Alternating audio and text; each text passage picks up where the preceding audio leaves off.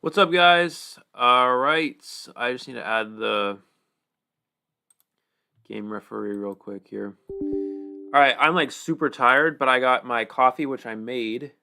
I even got, you guys can see I got a little whipped cream in there. I don't really drink sugar that much or eat sugar, but I got my water. But we're doing it today because I need the caffeine. I slept about an hour and a half last night before going to work.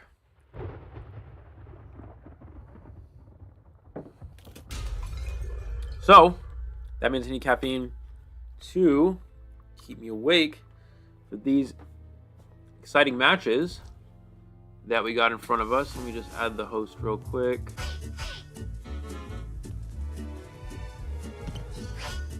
Remembering how to add people in IDV is difficult. Okay, add friends here. Okay.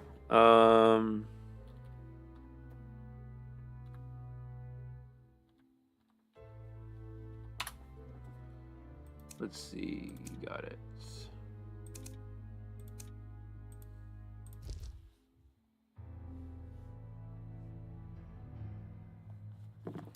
Okay, let me just make sure we're set up here.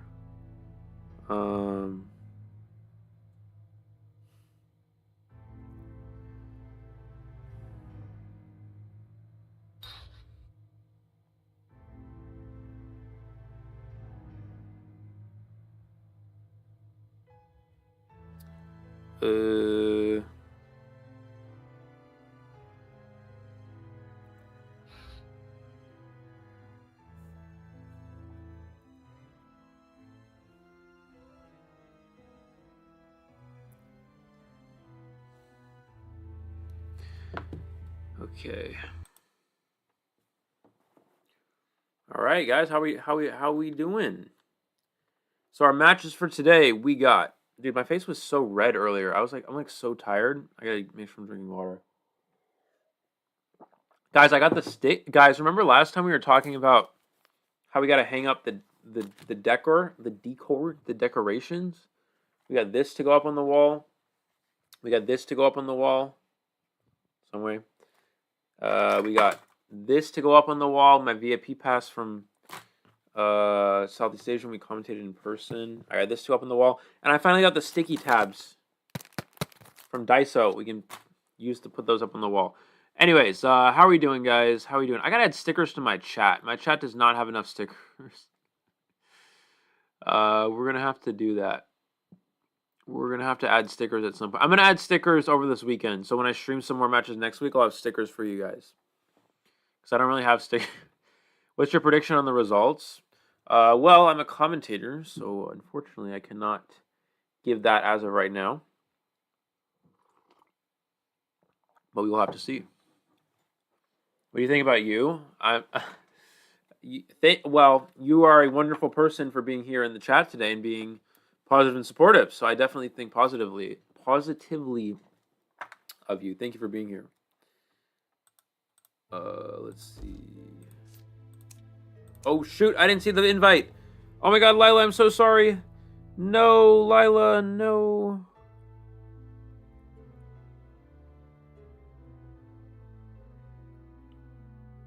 Oh, wait.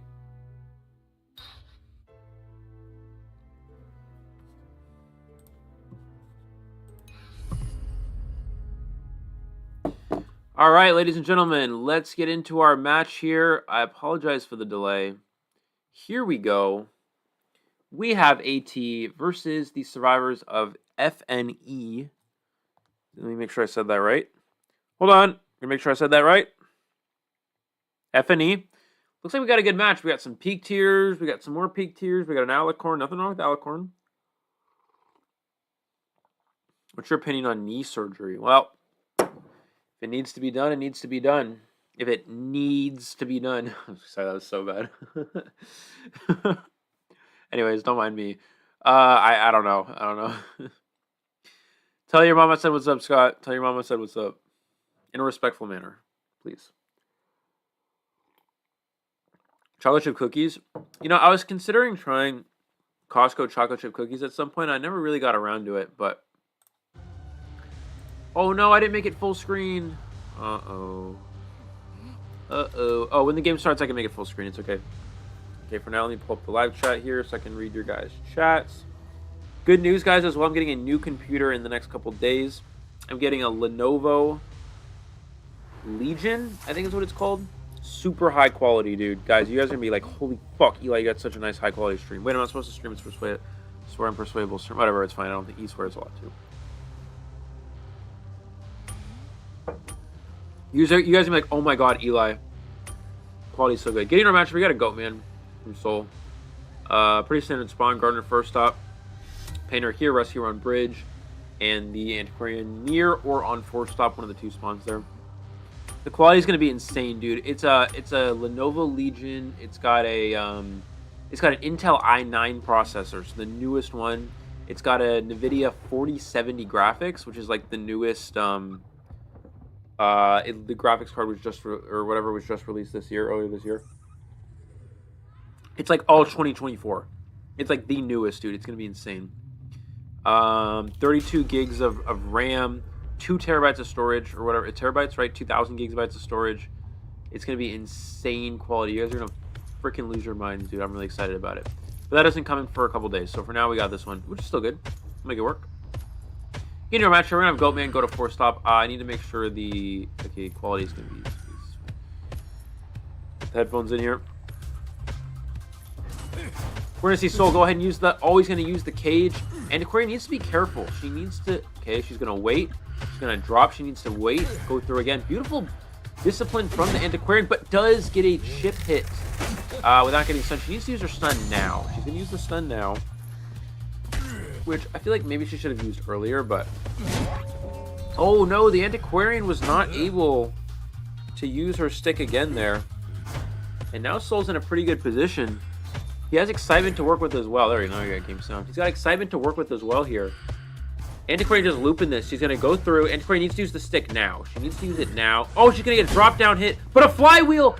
And the hunter used the excitement there. That was really interesting. I did not expect to see him go for that excitement. This Antiquarian is doing an excellent job. And the cage even drops here as well. You see this caffeine from the coffee really kicking in, giving me high energy. As well as this Antiquarian kite. Excellent job from the Antiquarian getting the trade out. Soul just too pre. Oh, and he misses his cage as well. Unfortunately, very premature with his excitement, but he is able to get the down finally here with this cage. And we're gonna do our cipher progress. Painter's already popped. Is onto a new cipher. We see Gravekeeper's cipher machine here. He's about 80 to 90% of the way done here in that thing in tent. And Gravekeeper will come in for the save here.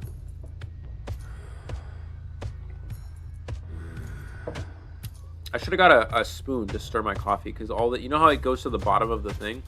That's what it's doing right now. Anyways, one of my favorite cookies. I don't really eat sugar and sweets that much, but I do like chocolate chip. If I had to choose one, I think it would obviously be chocolate chip. I avoid sugar and sweets, but anyways, we're gonna get into the match here. Soul is out of resentment at this point. He's not gonna be able to spawn a new cage. Gravekeeper trying to body block, trying to keep this Antiquarian alive as long as possible. Potentially extending for a rebound kite. He's gonna even absorb the shovel hit here. Excellent usage of the shovel here from the Gravekeeper, putting Soul in a bit of a tough position. We're going to see this pallet get dropped. We're going to see this pallet get broken. Going to go for the cage. Beautiful usage of the cage from Soul. And that's going to secure the down for the second time under the Antiquarian. Now, the cipher progress is quite significant here. We have Gravekeeper, 90%, Painter, 80 to 90% here, and Gardener at 30, 40. But the problem is that Grave is the closest one to rescue, and he's half health. He cannot really realistically make this rescue. We're going to see the shovel there. There's a hit out of shovel, and he's not really going to... I don't think he can make this. Resentment is up. He's got another cage available. We're going to see the Gardener come for the save, but nobody's on the Gardener cipher at this point in time. There's the cage. He's just going to go ahead and down the Gravekeeper, so there's no opportunity for extra body blocking. Good usage of the pallet here from the Gardener to delay some time with this pallet stun. This is a tough position for the Goatman. You're going to have to take down one of these pallets. We're going to see the cage here in a moment. Gardener is very patient. Oh, there's the cage.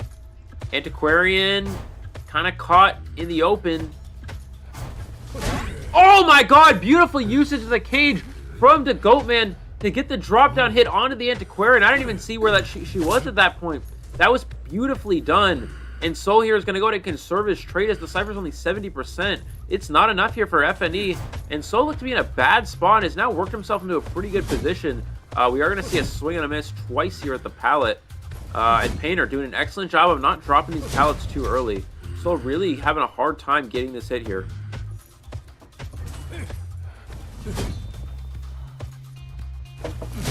Finally able to get the hit onto the Painter. Currently, the survivors are not decoding, though. Someone needs to be pressuring that working carousel cipher, and someone needs to be starting a new cipher. There's the pain, the excitement to secure the down. So he's not going to conserve his trait for endgame. Typically, we'd see hunters potentially go for a conservation of their trait there, so they'd have a late game trump card option. However, they're going to have to wait 90 seconds for that even to be a possibility. And Gardner giving a balloon hit. And Painter's not going to struggle free, so I guess it doesn't really matter. It is just a chip, but yeah, Gardner, unfortunately, giving away a free chip there. That's not optimal. We're going to see the Gravekeeper is going to go down before we can break the cage.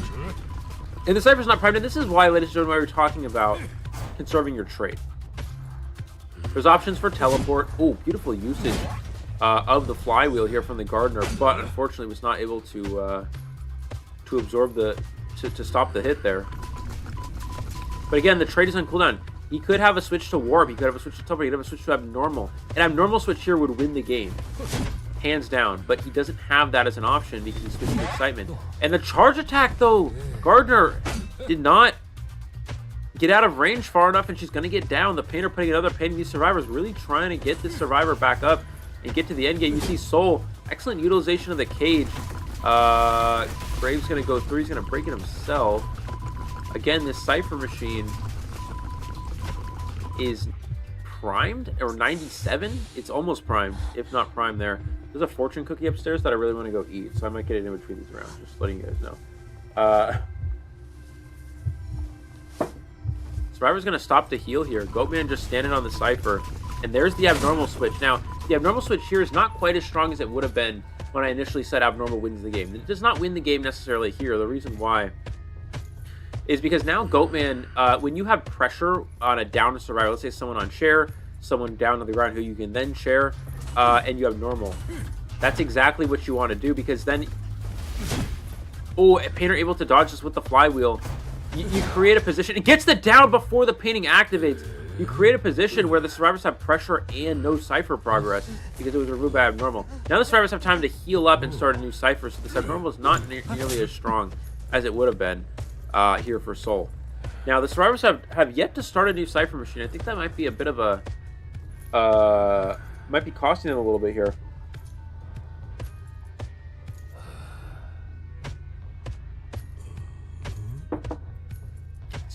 Let's see what's going to happen. We're going to see the Gravekeeper, who does have a perfume. I also need to turn on my space heater, because it's fucking cold in this room, dude. Jesus. Wintertime is hitting right now. 14%. So the Cypher's not going to be ready. Grave will attempt to rescue, but oh, he finds out the Grave that has the perfume at hand here to absorb the first hit. We're going to see another cage here, preventing the Grave from making it to the chair. He's going to have to break it. He's waiting. Soul's going to finally get the hit at the last second. Cypher shooting 50. 50 is not enough. Really trying to down this Painter. Painter stuck in the open, but misses the swing by inches and finally secures the down. Cypher machine from Gardner. How far along is it here? It's 70, 80%. Not enough yet, ladies and gentlemen. We are going to have ourselves a potentially winning spot here for Soul. But survivors without teleport, the Hunter's in a good... Huh? The Grave just running into the Hunter here? Cypher wasn't actually primed. He could have hit him there, but now Cypher is ready.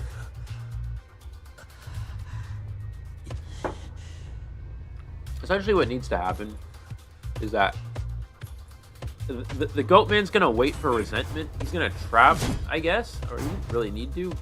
Or I guess, I mean, you have to get a full hit. There's the pop. The goal for Soul, at least secure one more kill. What you could try to do is down this Grave. What he's going to do, he's going to down the Grave, and then he could try to create some large cages here to get across the map, but he's not going to do that. He's going to just secure the 3 elimination here and be satisfied with that position.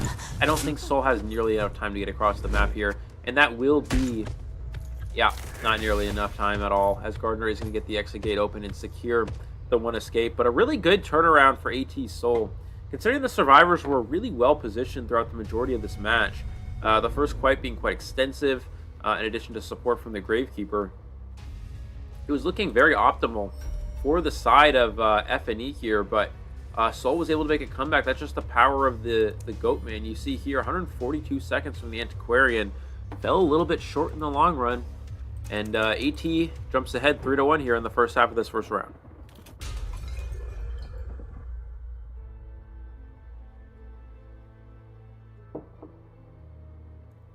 The Painter had a bit of percentage left on the chair. They were going to try to save, but wasn't it like hardly any percentage? Let's see.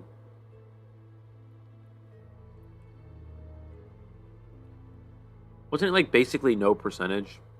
Let's see.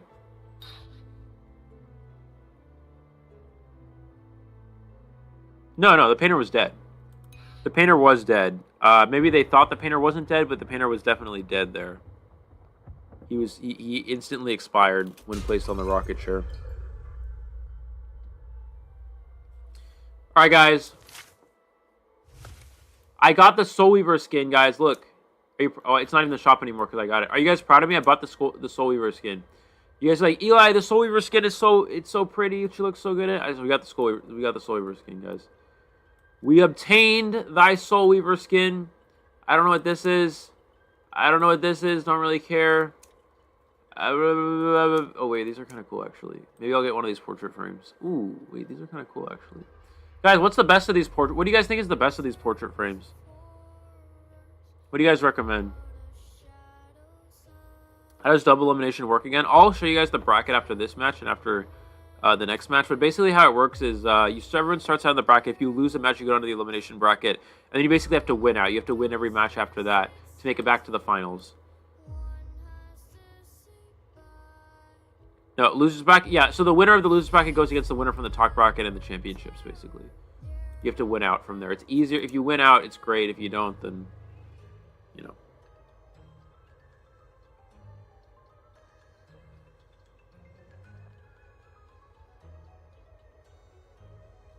All right. I got my caffeine down.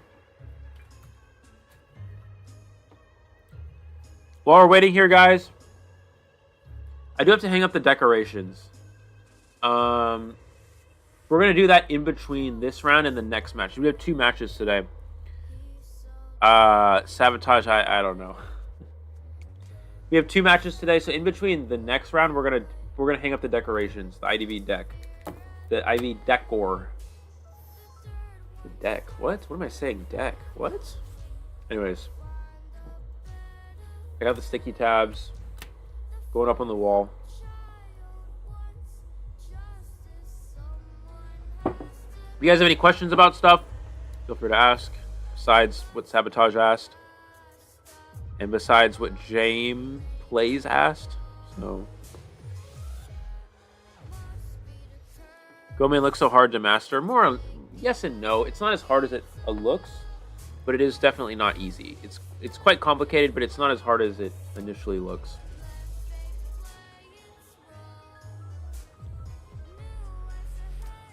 Damn, I want to get that fortune cookie, but like I don't want to eat any more sugar because I just had there was a little bit of whipped cream in my coffee, and that felt like enough sugar for one day.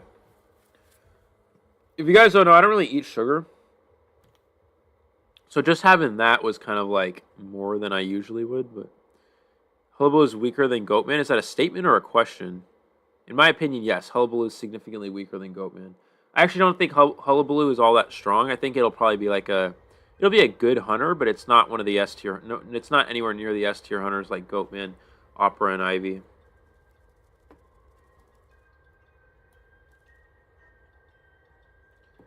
Guys, check this out. Have you guys seen these? I mentioned this before, guys, but I've been really wanting to give back to the community, give back to people who have been supporting my channel, but even just the community in general. So even if you're new here, that's perfectly fine. I want to do a giveaway. I have a bunch. I'm gonna just mention this here and then because I want to again trying to help y'all out. I'm gonna do a giveaway. I'm gonna mention it in a video at some point on my channel. But basically, I have a bunch of IDV one of the perks of being a commentator is that sometimes Netties will give you free IDV merch. So I have a bunch of it that I've amassed over how many years I've been commentating, whatever, I don't know, 3.5 years. So I have, and I want to do a giveaway a lot of this IDV merch. It'll be only for people in the U.S., unfortunately, because I can't mail internationally, but yeah. I'm going to make a video about that on my channel, probably in the next couple days, so definitely want to make sure you guys check that out, because again, trying to help y'all out, help out the community. I know a lot of people have been staying positive, trying to stay positive throughout this tournament. It's been a wonderful tournament. We're really trying to make things better. This weekend, we're going to have some great stuff on the stream as well. So in addition to Persway being generous with not only the prize pool, but also just hosting this tournament in general, I'm going to try to be as generous as possible and do some merch giveaways to the community. So make sure you guys are checking that out. The commentator cards. These are the Elio cards. We got the Eli. I got a bunch of Elio commentator cards here. If you guys can see that, Elio commentator cards. We got a bunch of these. We also have the. I have a bunch of Chochos. Chocho gave me a bunch of. I got a bunch of Chochos. She gave me a bunch of these actually. She had a bunch of them too. I have a bunch of Chochos as well here. This is the Chochos. I only have one Nell and one Pot Spice. They're over there. If you guys look back here on my wall, I don't know if you can see that. Let me move out of the way here. You guys can see I got the Nello Mello here. I got the Pot Spice, Chocho, and Elio, and then I also have a bunch of these as well. This is the team card, the full team card. So yeah. Anyways, when I do a giveaway as well, I'm gonna throw in a random card with everyone as well. So you guys will be getting that cool little collectible.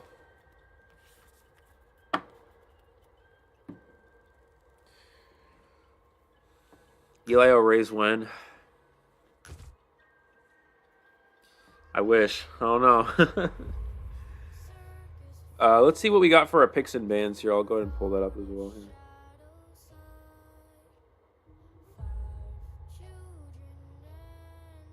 What do we got? We got AT and we got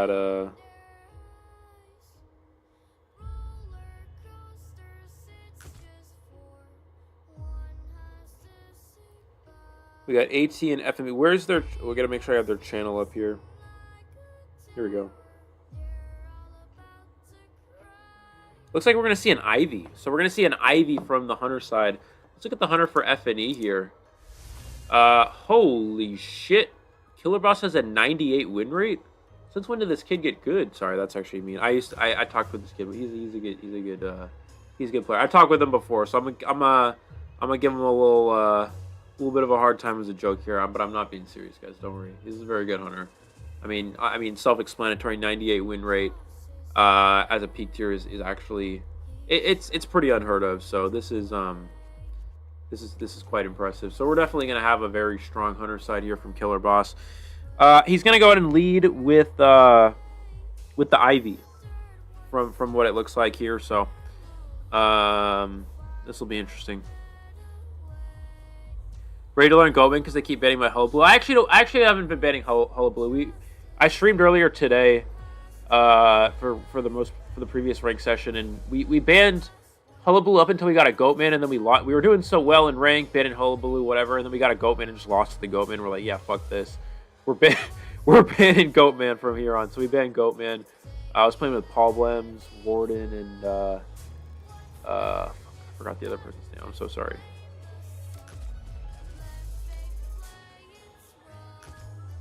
And Heavy, yeah, that's what it was. And so we were playing we got a Goatman, and we're like, no, we're not doing this with the Goatman. So we banned Goatman.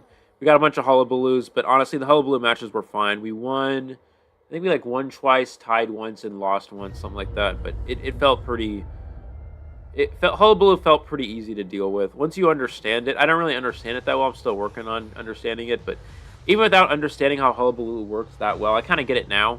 it's still a relatively easy hunter to play against. There's specific characters that are going to be, you know, veterans bonus characters are going to be good.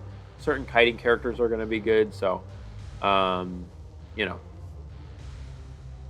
things like psychologists are very good because it's like Hullabaloo needs to get 9 bombs to kill the psych. So,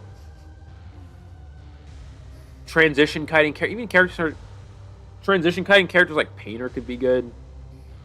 Sorry. Aeroplanist could be good. Patient. You know, the hunter gets transition kited. If you transition kite well, Hullabaloo's, and then without presence you can't even jump, so you just kind of get kited early game. Good characters, good players with good characters for Hullabaloo, or if you know Hullabaloo's coming and you're playing characters that counter it, it's a pretty easy hunter to deal with. It's more so that it's more so of a hunter. It's good when people don't expect it, and you play characters that don't counter it. And so Hullabaloo can counter your team comp back since they're not expecting it. But since everyone's expecting Hullabaloo right now, it's really not going to be too strong. I think a lot of the Hullabaloos in rank aren't actually going to win that much unless they're playing against survivors who have no idea what they're doing. Which, you know, it happens in the server, but... what do you recommend to ban in mid to low tier because I'm a Mammoth and I doubt any Goatman or Goat are even playing? If you're a Mammoth and you don't want to ban Goatman, a lot of... For now, ban Hullabaloo because there'll be a lot of them. A lot of people are playing Hullabaloo because it just came out. But after Hullabaloo is not as common anymore, and you don't want to ban Goatman, then ban Ivy or Opera Singer. You should not be banning Anne. A lot of people ban Anne, but Anne's just not a good ban. Anne's a tie hunter. So if you get an Anne, it's like, okay, it's hard to kite against Anne, but she doesn't have good map pressure, so in reality, you're going to tie most of your game. Even if someone dies quickly to an Anne, you're probably still going to tie majority of the time. So you should be banning. Watch what Cat's doing. They're waiting on the edge here. And what that does is you can drop down, and you can avoid getting... the tombstone on you, or I'm not actually sure how it works. I guess it works with full presence, but I don't know. I'm gonna have to you know what? I'm tripping. It's a good play though. You want to be on the edge there. You can avoid getting full presence and stuff like that, which of course the hunter doesn't have now. But anyways, we're gonna see what Cat can do. See, the problem here is Cat can't get the painting up, right? You can't get the painting up when you're going against Ivy, which he now can do. They now can do. But you can't do that. Oh, we're going to see the scare here. Does he have Flywheel? Wasn't able to get it in time. That's a quick down for Killer Boss. And when Ivy's able to get a quick down like that, that's incredibly strong. Who's your IDV waifu? I don't actually know what that means. You're going to have to explain that to me.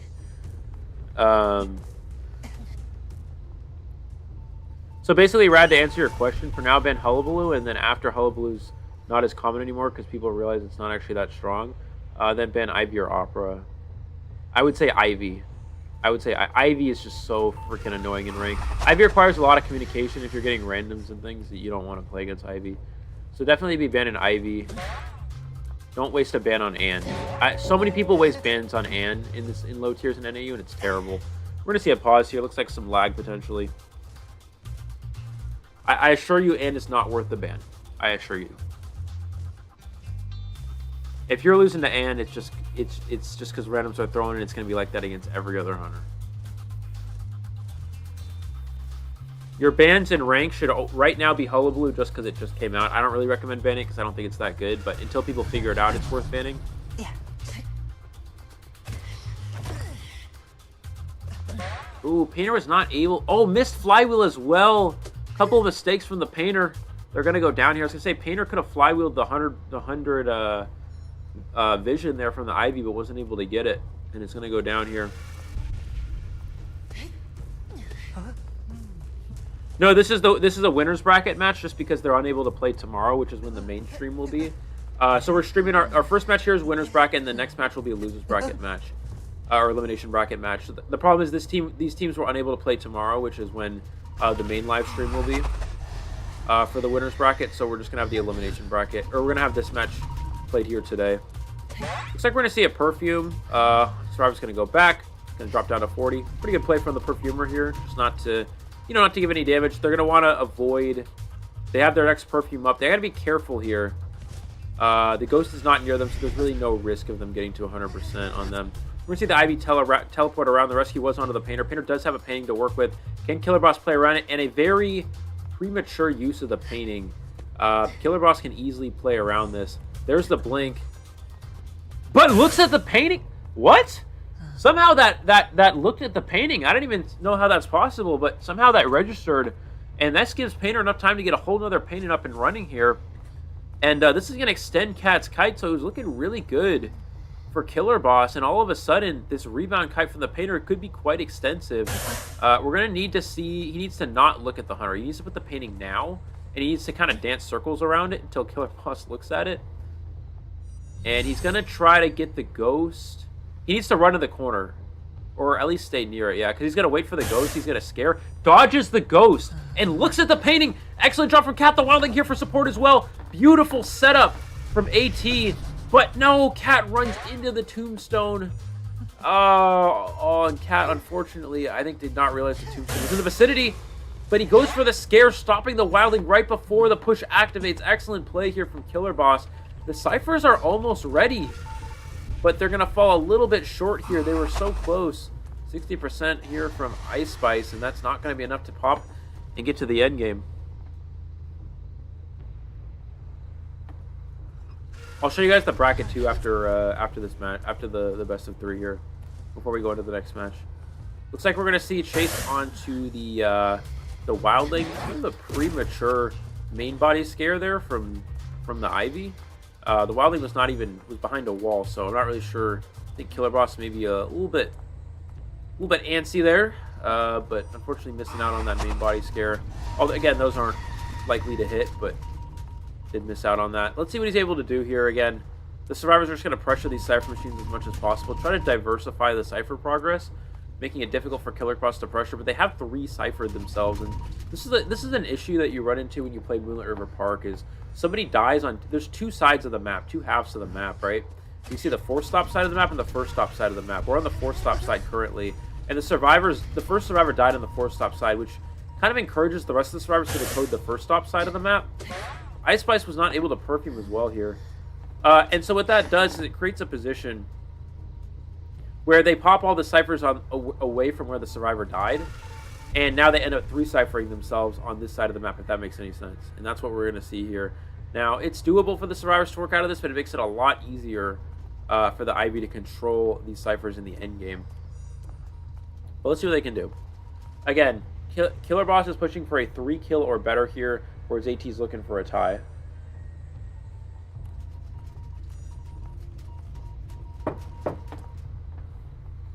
Let's see what we're going to do here with the Ghost. Bringing it over towards... Trying to find where the survivors are healing. We're going to see Ice God get on the Wildling board. This is why Wildling is such a strong character. Wildling really has no fear in a lot of these matches. I don't know if they get the heal off in time. They do not get the heal off in time here. And we're going to see the scare with the Ghost onto the Perfumer. Getting the down here. Wildling Cypher is almost ready. The blink onto the Psych as well. That's okay if he can't bring the Ghost to the Cypher in time. And I actually don't know if he will be able to do so. The Cypher machine is now that hit onto the Psych could be important. 90%. It is going to be primed by the time the Ghost gets there. Now the question is, they have to be careful because the Ivy could just teleport there and just down the Psychologist. Here's the Wildling. Here's the Rescue. Wildlings and Psychologist doing the correct play, staying out of range of the Tombstone. And Killer Boss, unfortunately, teleporting there. And Maroon's just able to get away here. Maroon's just able to get away because they stayed outside the Tombstone. That is the correct play. And Wildling can go pressure the Cypher Perfumer. They could heal. I actually think they should heal first. Just heal up, play this slow. No need to rush this. So I don't like them rushing this. This is actually going to cause the Wildling to potentially go down here, which is going to happen. And no one's at the Cypher to pop it. So AT was looking so good, but a big misstep here costing them potentially the game. This Wildling could get dragged to basement, but I don't think they're going to make it. What they really needed to do is they needed to heal up before going towards any Cypher. And now we're forced to go for an endgame pop play. This is really concerning, especially because now the Ivy can just teleport onto the Psychologist. There's the pop. We're going to the endgame. Wildling, and see, Wildling's not able to get on the board. There's just not enough time here. And now Ivy can easily 4-kill from this position. So AT, yeah, they made it really good. They made a really good comeback, but missing out on that opportunity to heal was a bit detrimental here. 94%. Main body scare isn't enough for the hit. It is enough for the hit. The down onto the Psychologist. Perfumer's going to try to get the gate open, but You know, we know how this endgame Ivy can be strong. Now, keep in mind, a 3-kill would tie this round. The biggest question here, does Killer Boss have enough to... Well, see, now the Wildling gets up and he's on board. So I don't think Killer Boss is going to have an opportunity at a 4-kill anymore. He may try to bring the Ghost to Ice Spice. But if you do that, then Wildling makes a backdoor rescue. You don't want to let that happen. So Killer Boss, I don't know. Let's see. What can he do here? I'm surprised I have this much energy when I slept an hour and a half last night. I think part of it has to do with the coffee, the caffeine. There's the Ghost of the rescue. And see, that's exactly what we're talking about. Getting the backdoor rescue while Killer Boss was distracted. He needs to be very careful here. Killer Boss had a 3-kill, pretty much secure to be targeted down the Wildling. He's going to blink to secure the kill here, but Wildling does not have self-heal. I think he knows this, so he can leave the Survivor on the ground. Perfumer will get out. The question is, does Psychologist make it out? That we're not so sure, and I don't think that's going to be the case. It's going to be a foot race here, but Psychologist should not make this out the gate here. She does have Flywheel, so there is an opportunity of an escape. Here's the teleport. Flywheels, the marker is only 58%. That's not enough to dent the Psychologist. That is a huge number. 58% is a huge number. The Psychologist is going to make it off the gate here. That's going to be a tied game, which means AT actually wins the first round here. What a turn of events. That 58% is a game-changing number. If that is 60% or higher, the Ghost scares the Psychologist up to 100%, and Killer Boss gets the 3 elimination. That 58% is such an unfortunate number for the Hunter here. And AT is able to squeak out a tie from what looked like a bad spot in that endgame. They managed to get 2 out the gate. What a turnaround for AT, and they managed to go. And now AT actually wins the first round by a score of 5-3. Look at that. What a way to start the day. You know, this tournament has been... Ew, what is that? I don't know. This tournament has been a roller coaster of events. That is a great way to start here.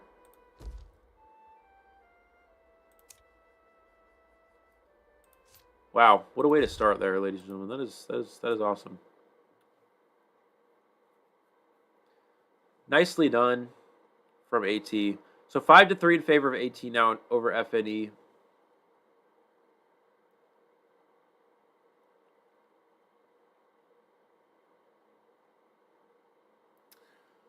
All right.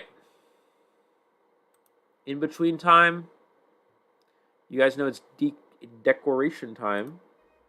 So while we're waiting, we're going to do some decoration. I have the sticky tabs, and I need to hang these up on the wall. This is what I'm thinking, guys. We go BQ here. Check this out. Tell me what you guys think. Ready? We go BQ here.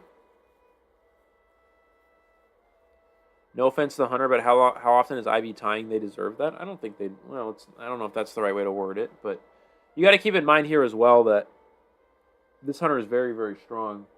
I think Killer Boss's 98% win rate in peak here. That's almost unheard of. I'm thinking the BQ goes here. The Acro, Soul Weaver, Prospector goes in the middle here. And the Merc goes here. So we're going to do that right now, actually. Let's see what this looks like, guys. Okay, here's what we're going to do. While we're waiting for the next match, let's get my sticky tabs. Open the sticky tabs. And so, yeah, basically 5-3 in favor of AT for this first round.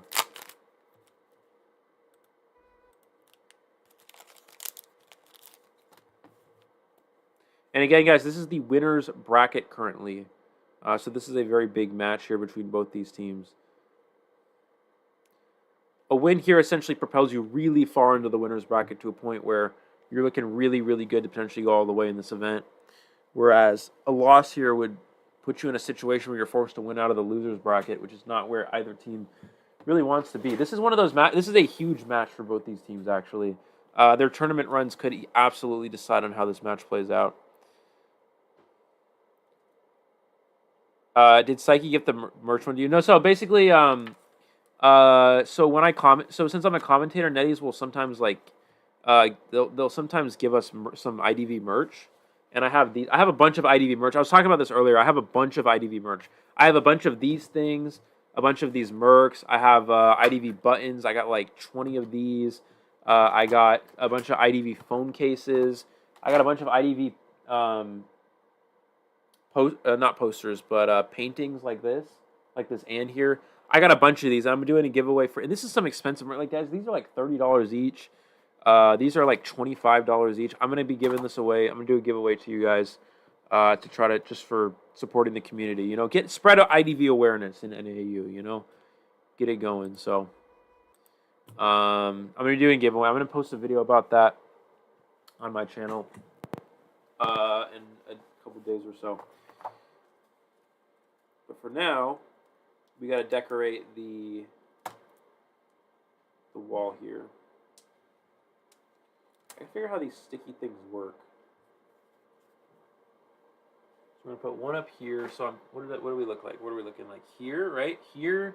So here, here, here. Okay, so here. I think this is good proportion. So something like this. Okay. We gotta not mess this up. IDV phone cases, yeah, we got a lot of, there's a lot of stuff. I got some Axe Boys, I got some Mad Eyes. Guys, how do you do these sticky tab things? These are so confusing. How do you do these sticky tab things, bro? I know this, like, comes off and then it's, like, sticky, right? But this is me not knowing how to do anything. Oh my god, dude. Okay, I think I got it. This is not easy. These sticky tabs are not easy, dude. Maybe I should have just gotten the tape. The double-sided tape. There we go. Okay.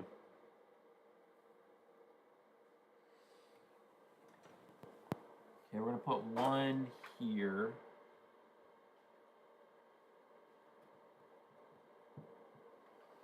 And then we got to make sure this is well proportioned or whatever you call it. So here, this is going to go up here. I think that looks good here. The next one's going to be right there. Oh, well, I'll have to check it again. But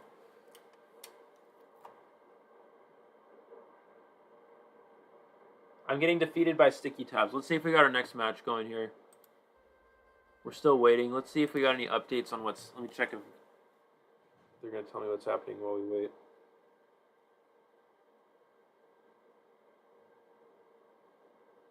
Oh, they're doing band picks right now. So they're doing the band picks right now while we wait for that. Let's... God dang. Why is this so hard, guys? What's... These sticky tabs are insane. How do people do this? Okay. So this is going to go here. That's going to go there. And this one's going to go right here.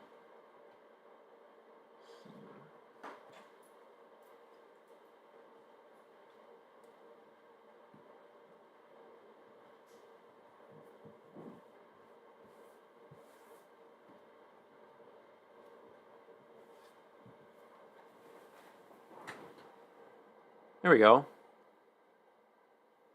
Is it slightly disproportionate? I don't think. I think it's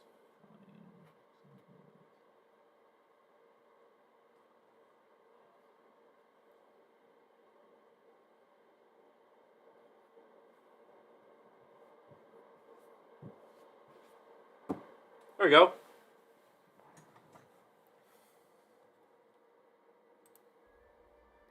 All right, getting into our band pick here. It looks like we're gonna have coordinator, psychologist. They're gonna ban Goatman. We're gonna have coordinator, psychologist, wildling, and one more character. So coordinator, psychologist, wildling, and one more character.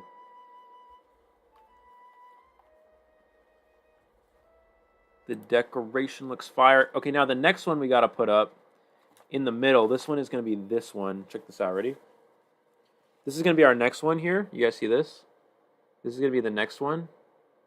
I got to cut my nails. I haven't cut my nails in like 2. Okay, I got to cut my nails. Cut him like 2 weeks.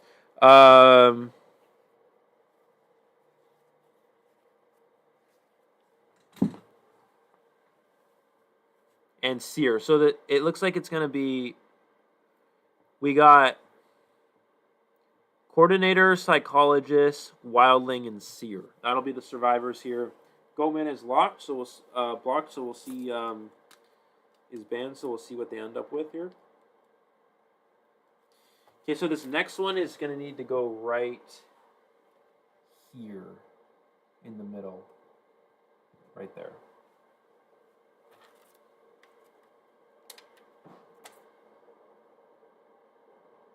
Tired of ID. You know what? Everybody gets tired of IDV at some point, but there's no escape. Guys, let's be honest. There's no escape to IDV, right? There's really no escape. Like, you can say, you know, tired of IDV. I want to quit this game. But everybody always, pretty much everybody always comes back. IDV's got like a 99% non-escape. You have like a 1% chance of escaping IDV for life. I think I know like 2 people that have quit and never came back out of the OG players. People always come back at some point. They always come back at some point. Okay, this next one, we want to put that right up. That's upside down, but we want to put that right here. So this is going to go right about here. It's going to go right about there. Let's see if we're getting into our match here. Still waiting on the Hunter selection. I quit IDV in 2022, then ran up. But everyone always comes back. There's no escape, dude. Looks like we're going to see an Ivy here from AT's Hunter Soul. I didn't play for like 3 years and it got me. It always, I'm telling you guys, it always comes back. There's no escape to the IDV madness.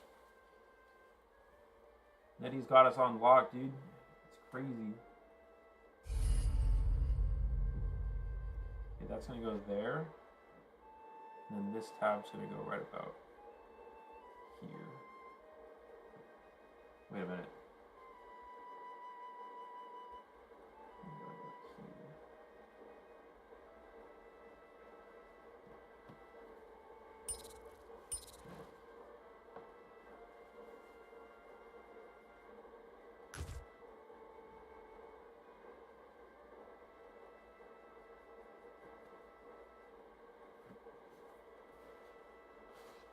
I didn't really space this out enough, dude.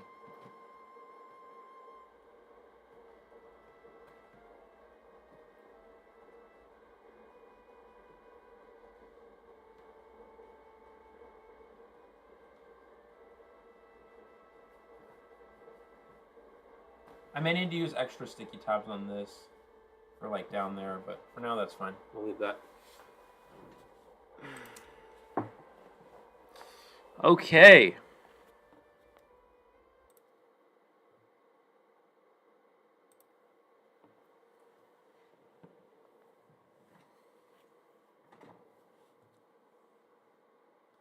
So now the last one, this one is not very well proportionate. I gotta fix this one a little bit better. This one's kind of,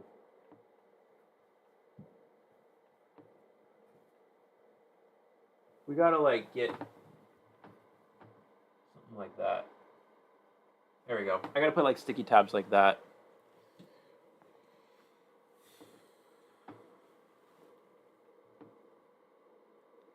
I don't play too much more. I keep up with tournaments. Hey, if you're in IDV, you're in IDV.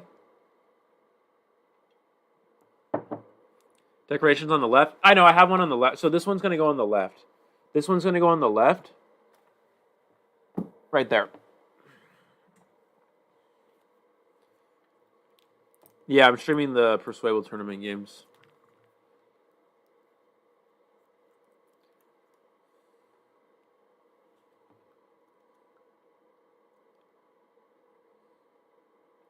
Honestly, everybody hates IDV one day and then they love it the next day.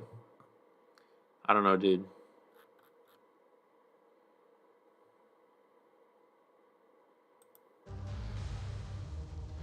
All right, so we are on Arms Factory here. We're going to have the Hunter side of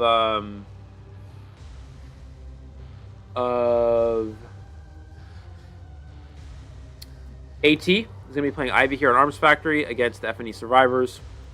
See what they're able to do.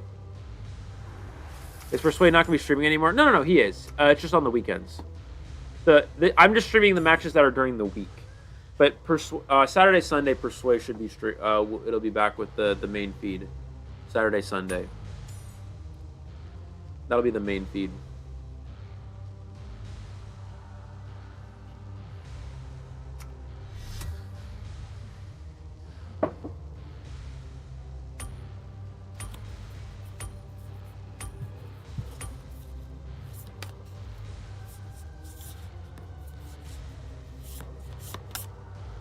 You only love the game when you win. Facts. That's so true, actually.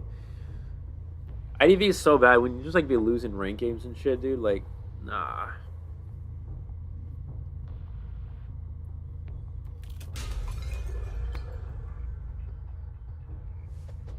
I'm going to be streaming the losers bracket, yeah. Not every match, because some of them have time conflicts and such, but I'll be streaming as many as possible. All right, getting to our match here. Looks like we're going to have AT Soul going towards the Psychologist. I don't think that's a chase that they really want to commit to, so we'll just see the Ghost there to slow down the decoding progress. And trying to look for Seer, I would imagine. This is the Survivor they do find in this area. Now the question is, will they use... It looks like not opting for an immediate Ghost here. Excellent usage of the Ghost there to get the scare 40%, plus the teleport up to 68% now. In a Mind Game... Seer not falling for it. Keep in mind, Seer does have some extra vision that helps him see through the wall. So that's pretty beneficial. We're going to see the Ghost Scare that yet again. Seer... oh, does have Owl Bill. Gets the pallet stun. Excellent job here from the Seer. Now, the problem with this is that Seer did gain up to 61%, which is not a great number, but we'll see what they can do here. They still have Seer Owl to work with. They still have a lot of hits that can be utilized at this point. This is already a really good start. And, you know, we saw in the last round, Ivy got a very fast kill and still only managed to tie. Whereas in this round, Soul's having a hard time getting the first down, which puts the Survivors in a great spot. There's the Scare. Finally getting the first hit onto the Seer here, but a lot of time already been wasted. Coordinator Cypher almost done. Wildling Cypher almost done. Psychologist for some reason only 60%. I actually did move to a new Cypher, so it makes sense. Early, very, very early Owl from the Seer. Maybe trying to predict Blink, but that seemed a bit premature to me here. We'll have to see how this works out for them, though. They have... See, now you just get blinked. And the Seer was not even able to use Flywheel as well. Going to secure the down here. And it looks like a great start for the Survivors, but Soul able to quickly turn things around and get back-to-back hits. The link is in the description. The link to the tournament Discord is in the description. I'm pretty sure. Yeah, the link to the tournament Discord is in the description of this stream. We're going to see the Wildling coming for the rescue. That's just scare onto the wall. Sorry. Onto the Wildling there. Trying to go for the double hit, which I think they're going to get. There's the double hit onto the Wildling. Now the question is, do they know where the Seer went? You got to make sure you don't lose the Seer here. That could be a very bad scenario for the Hunter side. And yeah, lost sight of the Seer. This is really good for the Survivors. The Psych Whistle coming in. Gonna teleport on the Psych, canceling the Whistle though, and getting the hit. However, again, the Seer is nowhere to be found on the side of the Ivy.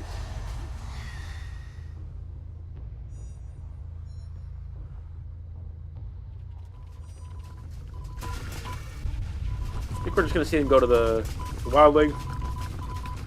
Go ahead and share the Wildling here. But looking at the Cypher progress we have, this Cypher machine's almost primed and they've already started the last Cypher here, so in a really good position.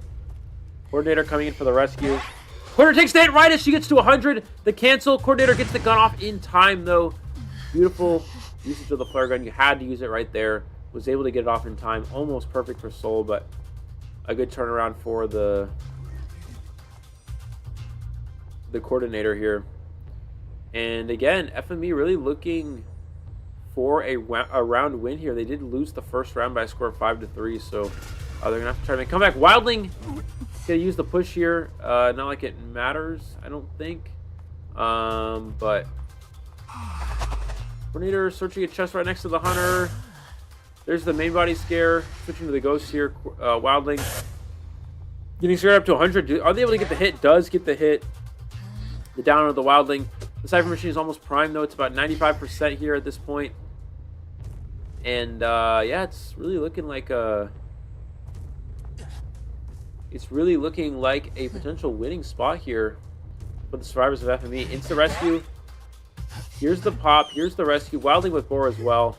And Soul, yeah, in a bit of a tough spot. We're going to see the blink here, I think. There's the blink. Woo, just barely getting the hit on the coordinator out of the extension of that hitbox at the very end. Will the gate open in time here? I think the question is yes. Psychologist is able to get the gate open here. And he's going to go ahead and make it out. And Psychologist or coordinator can even struggle free here if Soul's not careful. I think just barely missing that. Sears out the exit gate. Teleport. Sear. Wildling. Hit onto the Wildling. Can they get the pickup in time here? Wildling does not have sticker. Oh, the Wildling gets out right at the last second. Missing it. Soul missing it by a couple of feet there. And, wow. Very, very close. Oh. Very close at the end there. And that's going to be a 3-survivor escape for FME. And now AT is going to fall for the first half of this round by a score of 3-1.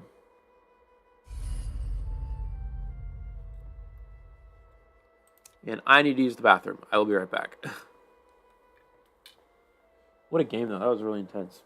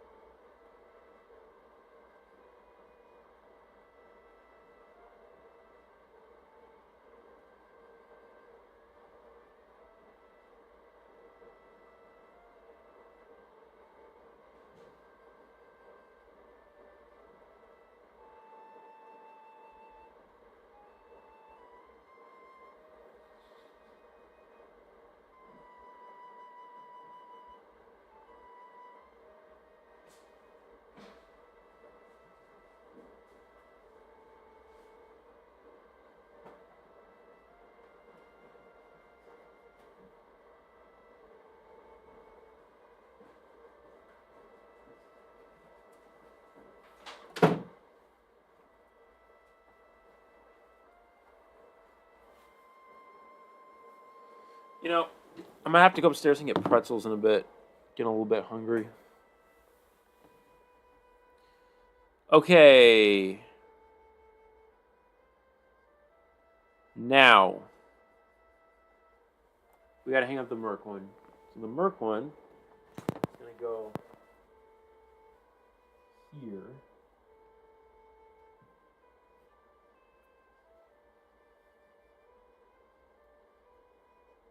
I want it to be about the same distance so it looks like proportional or whatever.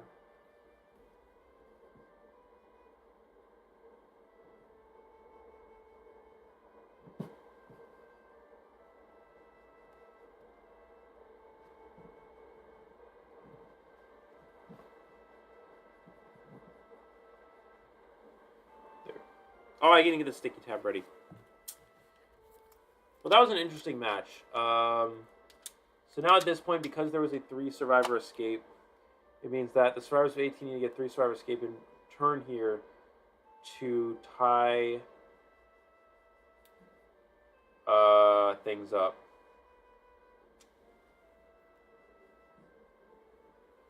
This server's gotten a lot better. I remember AT when they first began, they were kind of just like some not well-known team.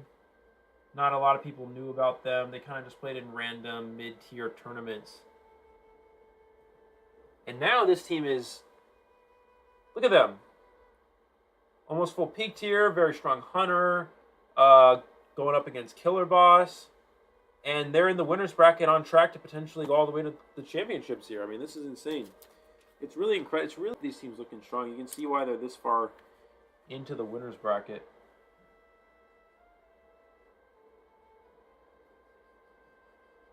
A little cobweb here.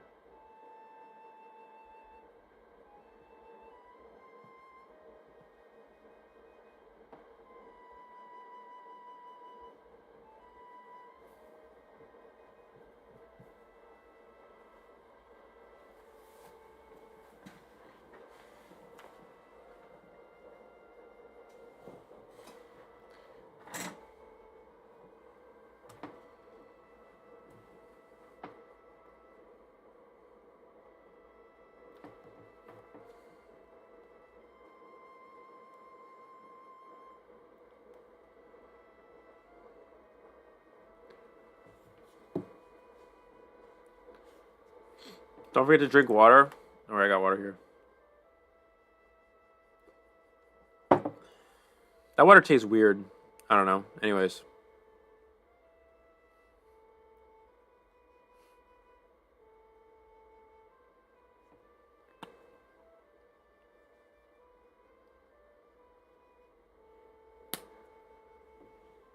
Yeah, the decor is looking pretty good now. I like it. This needs to be a little bit not like that, but it's fine.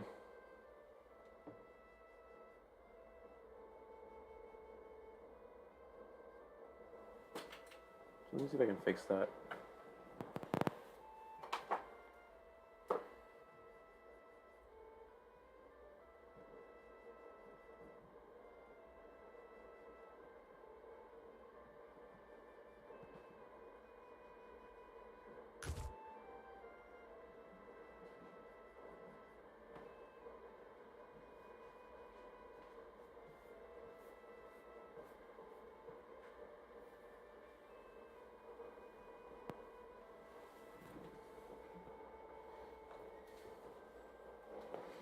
What matches are being played today? The matches are in the description of the video. It's FNE versus Activators, and then Let Them Cook versus PBM. Let me see if I can...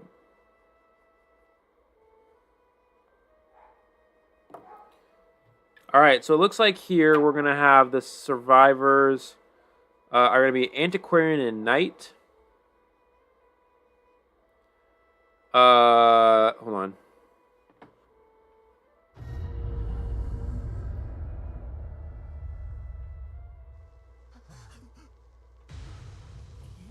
Antiquarian and Knight, Gardener, and Wildling. Which is interesting. We're gonna have Goatman as well here. So they didn't ban Goatman. That could be a bit scary. We'll have to see. Itch on my back. Alright. Again, sorry guys if I don't have as much energy as usual. Super exhausted. An hour and a half of sleep last night was not it. That's for sure. But we'll make it work.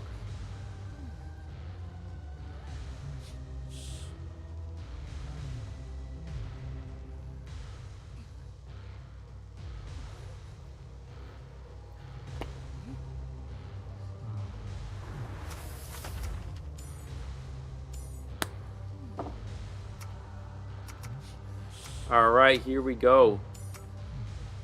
We're gonna see.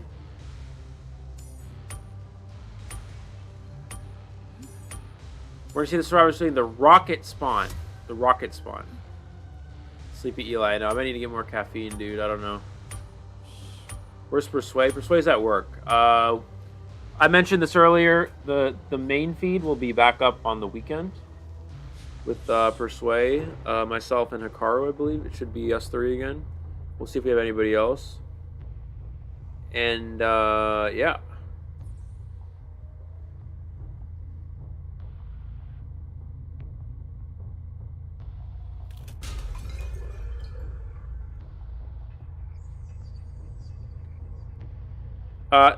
Fafa did not. Okay, guys, we're not. Okay, so if you guys know, we're gonna word this in a way that's not offensive because Fafa did not cheat, and we're not gonna talk about it really either. Perswayable's already addressed this.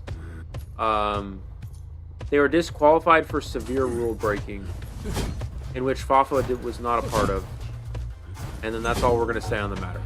Okay, into the match here. We are gonna see Knight can just use the swing ability to cancel any of that. Oh, we're gonna see wow, excellent cage setup there. Knight walking straight into that cage, and Knight needed to not go into the cage because he's gonna walk straight into the Goatman there, which he was up and ready to get the hit, which he was able to do there.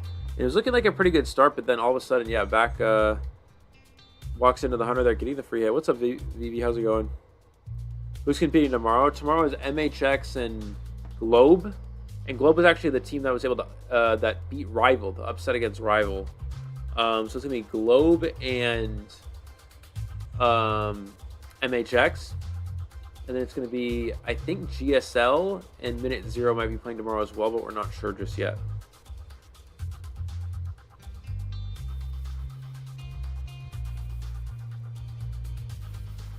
If you guys want information on that situation, the Fafa Sus situation, again, Perswayable's already addressed it. You guys can go join the Discord server. He's made a video about it, or a stream about it, rather. He's talked about it. There's been an announcement. You guys can go check that out. We're not really here to... I don't really want to go into too much drama here. We're just here to enjoy these matches and cheer on each team. Yeah, Rival's in the elimination bracket now. They're going to be going up against... I'm not really sure yet. It depends how it plays out. If I randomly fall asleep, guys, I might randomly take a nap here while we're here. Don't judge me if I do. Just enjoy the match. Again, I'm on an hour and a half of sleep last night, and not much sleep the night before that. So I'm really I'm barely hanging in there.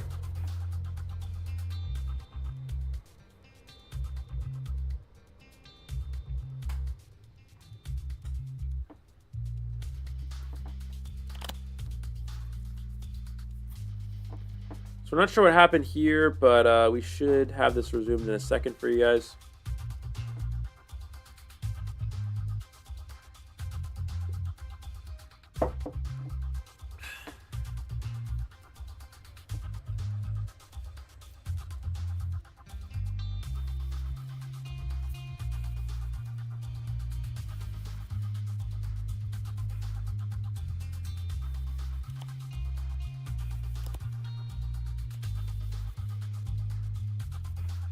You know what I find very interesting? It's a lot of jobs don't actually care that much about the health of their workers in a way where it's like, you know, you force, let's say you have a job that's like 8 hours, you're forced to be there really early in the morning, like 7 a.m. You know, you get off and your boss kind of like makes you continue to come in early every single day, right? And because that's your schedule. But even if you're like super exhausted and tired and you can't take a rest day, you got to keep going. You know what I mean? So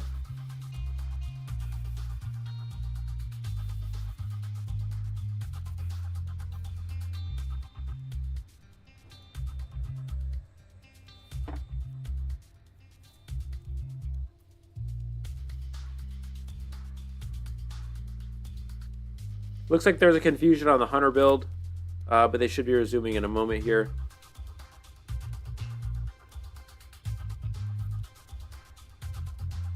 I'm going to need to get more caffeine after this match.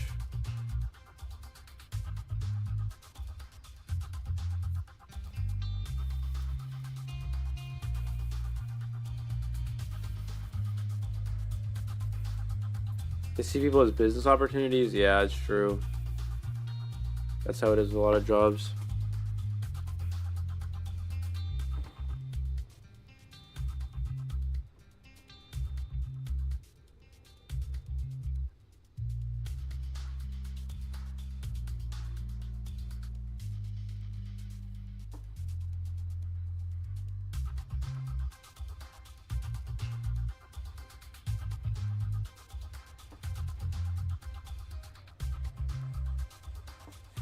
Let's see what's happening.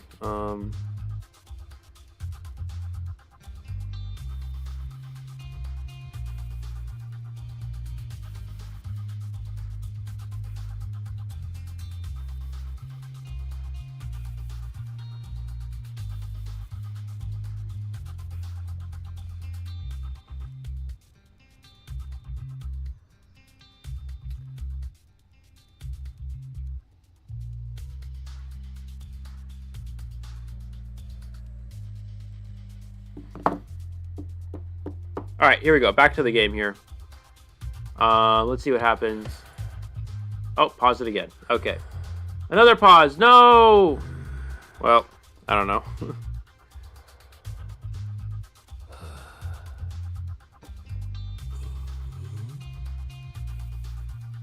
So basically what's happening here is they were confused on the hunter builds. They thought maybe they had the wrong build. They thought maybe they had the wrong build, but it looks like it's going to be good now. The referee has told them to resume the match, but now it looks like AT is saying that they were expecting a restart. However, there's no valid reason for a restart here. Even if they're told they want to restart, it doesn't matter. I mean, there's no valid reason for a restart. So the match should based off of co-rules, which is what we're typically going by, the match should resume.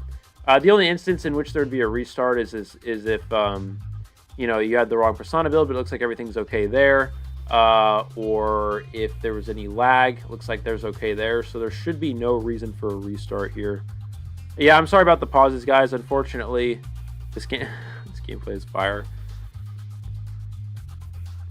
There's a valid reason for a restart. There's no valid reason for a restart unless the build is wrong, but they said the build is correct.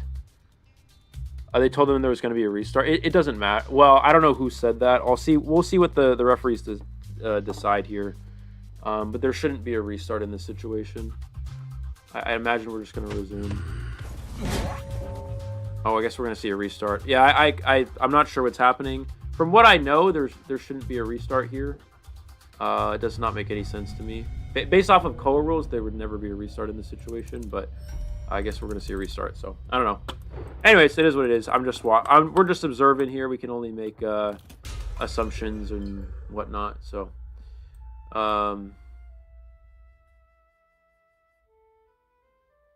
it doesn't matter what the ref said.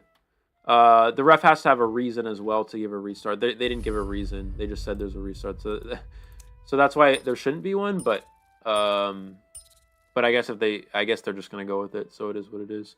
Anyways, we'll see a restart here, and you can see the thing is it was looking good for the FNE Hunter, but in reality, this is good for AT. This is good for AT. It gives them another chance to work back into this. So we'll see how this goes. Again, currently the score in terms of points, everything is tied. We have, let's see, 3-1, 5, 1, 2, 3, 6, 6, 6. So.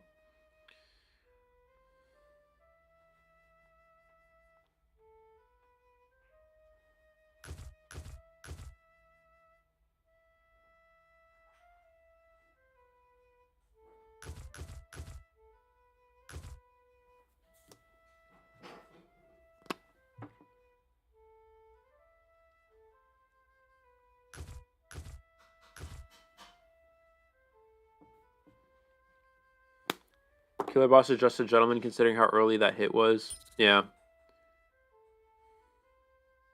That's why I'm a bit surprised of a restart, because it looked like the Hunter's already in an advantageous position, and based off of that, there's no reasonable... the only reasonable restart situation is wrong build, wrong map, or wrong build or wrong character, or lag. Even if the referee says there has to be a reason to restart. There is no reason here. So that's why to me it's a little confusing, especially considering that the hunter had an advantageous position. But again, the referees are doing the best they can. So I'd like everybody to take a moment to thank the referees. You can say it in your mind. Just say thank you. Just say it out loud. Just be like, thank you, referees. Keep in mind, a lot of these referees are working around the clock, 24/7 to get these matches ready for you guys here. And they're doing it for free. They're doing it for free. So it really is great that we have. Without the referees, this tournament would not run very well. So excellent job from them. Can't even remember if we have any restarts. Yeah, restarts are very, very rare.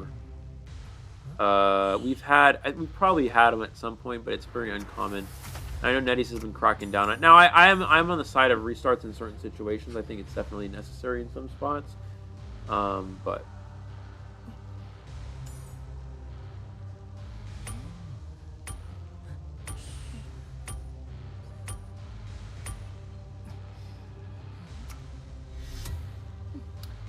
here we go. Dude, I gotta get some pretzels or something, bro.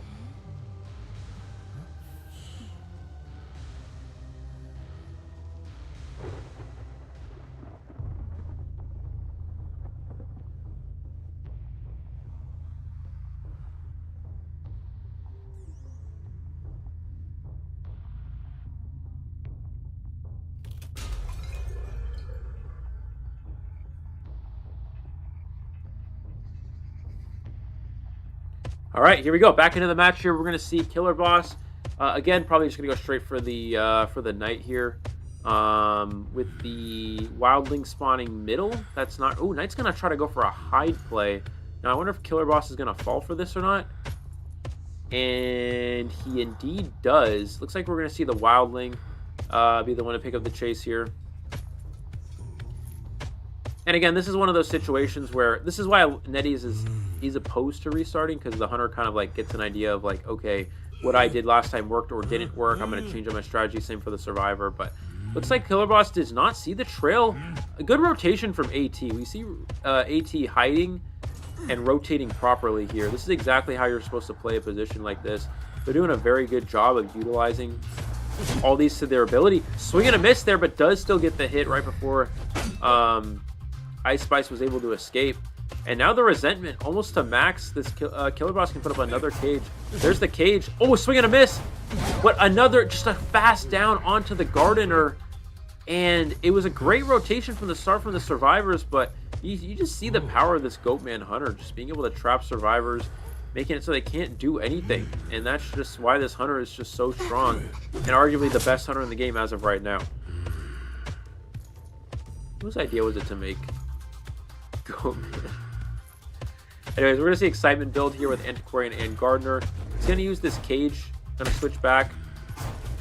Trying to hit the Wildling boar for presence. Good usage of the boar from the Wildling. Going to wait out the cage. Going to get off the board here. Going to get the rescue, but it is just a farm here onto the Gardener. She will just go ahead and die away from Cypher Machines to the best of her ability. However, it's really not great here. Because we're going to see extra presence being picked up. It's really not great for the survivors because they were able to get one Cypher Machine popped here. You look at the Cypher progress. You know, we have this middle Cypher almost done. We have this Cypher almost done. They're starting on another, but they still need another Cypher after that. And this Hunter does have trump cards, still has trait to work with. Now, Gardener's doing a good job of dying away from Cypher Machines. This forces the Goatman to go really far out if he wants to get a hit. He's going to go for the Wildling. Just going to get one of those chip hits. Nothing too valuable. And again, you see why Wildling is just so good. It's just really an unchaseable survivor. A lot of hunters have a hard time with. Here comes the Knight for the rescue. He's going to have to break the cage. There's the hit. Can he get the cage break? The cage break is here. Does get the rescue. And it's a quarter damage because of the Knight's ability, minus the quarter of Killer Boss not having a cage up. So it's just a 0 damage hit here. Both the damage is getting nullified. Excellent usage of the ability from the Knight to cancel out the swing here. And the bubble from the Gardener. What a 1-2 combination here from AT. Now, I'm not sure if this will end up mattering too much, and that Goatman, you know, is gonna... Oh, the cage drops! And again, the survivors are keeping this alive. Now, Goatman does still have excitement to work with here. Still his trait swap. We're going to see Knight distracting. Pallet drop. Cage. Was the Gardener outside of it? And Gardener was not able to avoid that there. And is going to go down. Wildling in the vicinity, but I don't think they're able to harass us. And they just now started the last Cypher machine. So, not exactly the best position here for AT. But they did waste a lot of time there towards the end. That was pretty optimal for them. And now this creates a position where they can potentially tie from rather than being a losing spot. It's a little bit more tieable now. Let's see what Killer Boss opts to go for. They're going to split up Cyphers. Knight doing a Cypher, Antiquarian doing a Cypher. Gets the hit onto the Wildling too with the cage. I think this is where Killer Boss is going to want to leave.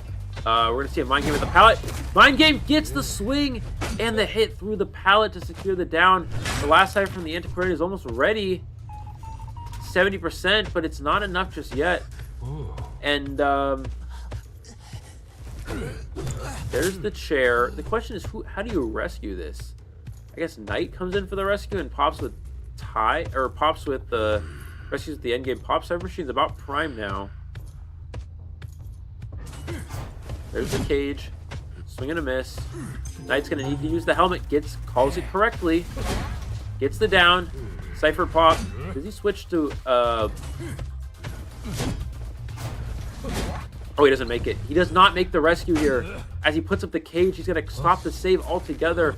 And that's going to be at least a 3 elimination here for Killer Boss. Let's see what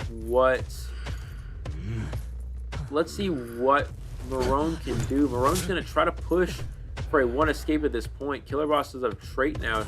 Needs to be a bit careful. He could warp. He could switch to warp. I feel like a warp switch is going to be pretty valuable here. Pressuring both gates, kind of giving you an idea of what the field looks like. Marone's actually gonna hide. Marone's gonna hide away here. I guess he wants to hold the excitement in case he, yep, he gets close to the Antiquarian here. There's the switch, the flywheel. Antiquarian with the stick. The excitement, but knocks him back through the cage. Antiquarian running through, runs through again, gets the vault off. Switches back through. Antiquarian still alive, and now the excitement is gone, which means Antiquarian can use this stick freely here. These Goatman matches are so confusing, dude. Finally gets the down, walking through the cage many times. That's gonna be the 4th survivor elimination, and FNE, ladies and gentlemen, will be winning this second round here by a score of 8-1, which means now they're gonna go ahead in terms of points. So it's 8-1 first, 8-1 in this round for FNE, and then it was 5-3 in favor of AT in the first round. In favor of Activators in the first round. And so now we're in a situation where Activators needs to win the 3rd and final round here, and FNE just needs to tie the last round here. So if FNE ties the last round or wins, they're the winner, and AT has to win the last round to be the winner of this set.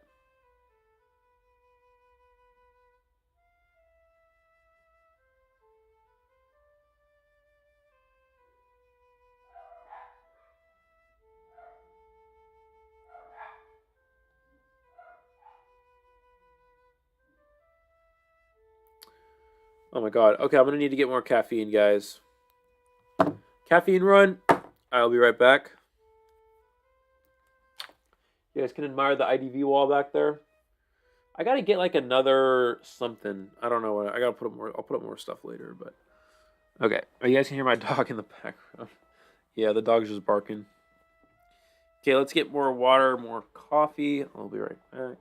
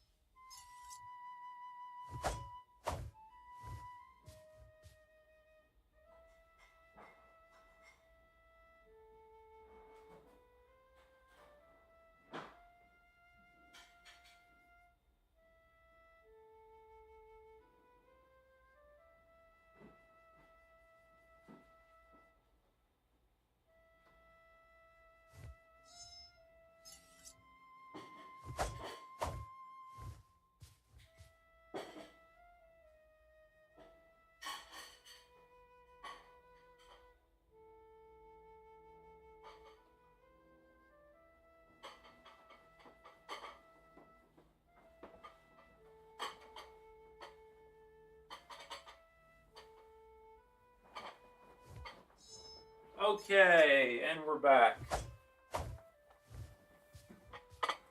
Yay! I got leftover turkey and ham, pretzels, water, and more coffee. Yes, sir.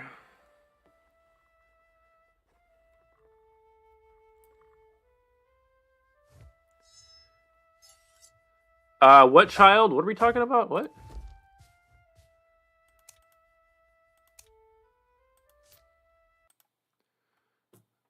Confirm or deny what? What? Huh? Lucky guy's under his... Oh, I had a lucky guy plushie that I lost under my bed one time, and then it disappeared, and I don't know where it is. So that's the story of my lucky guy plushie.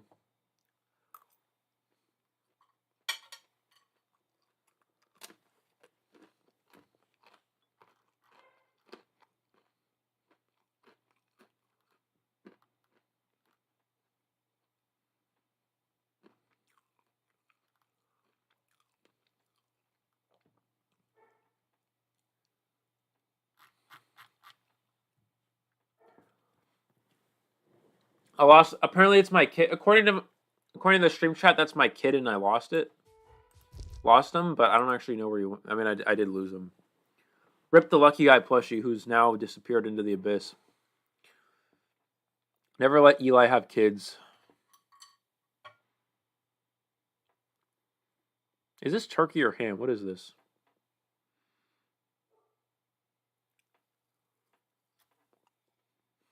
Hot ham.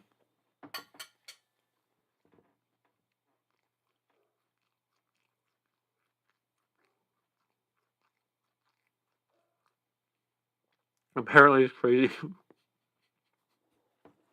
Guys,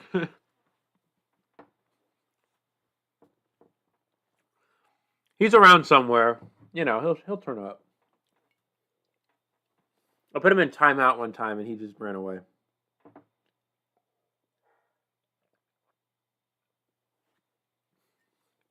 Bro got mad that I put him in timeout and he dipped.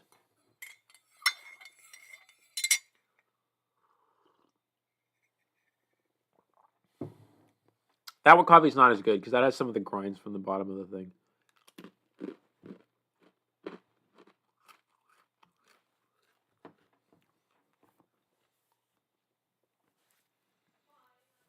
You like, can you host an Among Us tourney for $1 million? You know, if I had $1 million, then maybe. But I do not.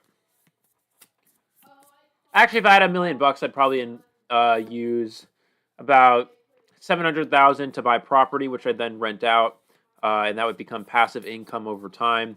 I'd use about another 100,000, or not 100,000, another 100,000 to invest into the S&P 500, which has an annual return rate of about 10%, ultimately netting me about, you know, for the first year, I would net myself what's 10% of 100,000? $10,000 for the first year, which would then exponentially increase over time, turning into a significant amount of money about 20 to 40 years from now. Additionally, to have it, you know, and that's in addition to having the passive income from the property. So I would say about 700,000 on that, 100,000 for S&P 500. That leaves me about 200,000 left over, which I could then invest into something, or I could keep it, and that money would literally turn into millions of dollars over time if done properly.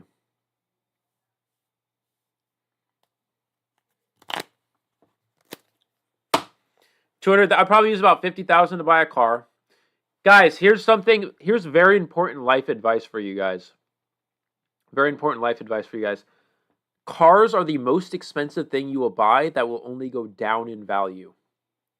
Cars are the most expensive thing that you will buy that will only go down in value. So a lot of people are like, okay, I want to get this really nice car, blah, blah, blah, whatever, right? But at the end of the day,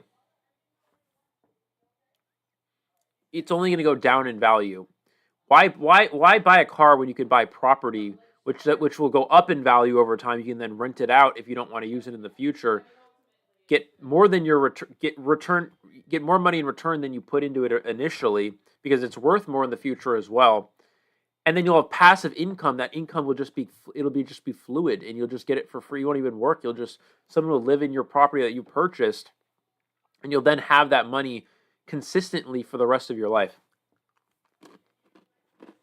Whereas with a car only goes down in value over the years instead of up. And it's just going to run. Eventually, it's going to have so many miles on it that's not even useful, and the car's going to break down.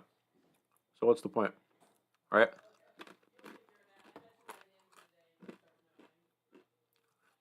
Taking Ubers every day is not a good idea. Uber costs way more money than it should. Uber is another one of the biggest ripoffs that you know. This is one of the admins, right? The YL person. We'll have to wait and see.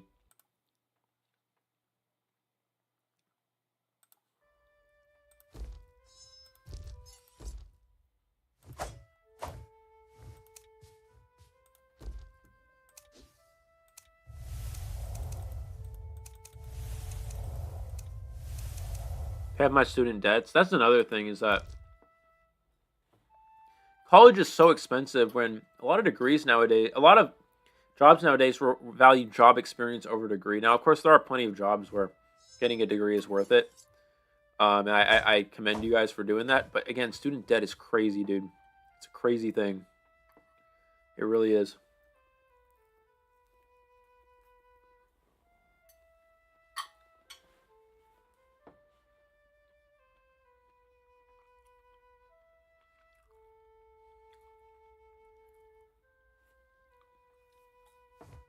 I've always grown up getting cheaper cars / secondhand ones. That is absolutely correct.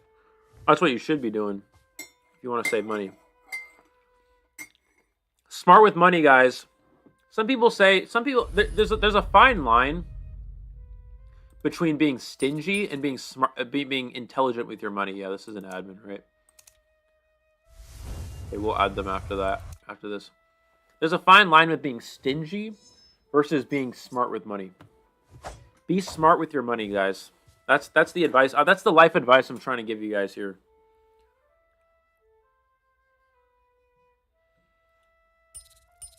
The biggest mistake people get when they make when they get a lot of money is they just go spend the money on whatever, the first thing that comes to their mind. But in reality, you gotta have money to make money. You gotta spend money to make money, right?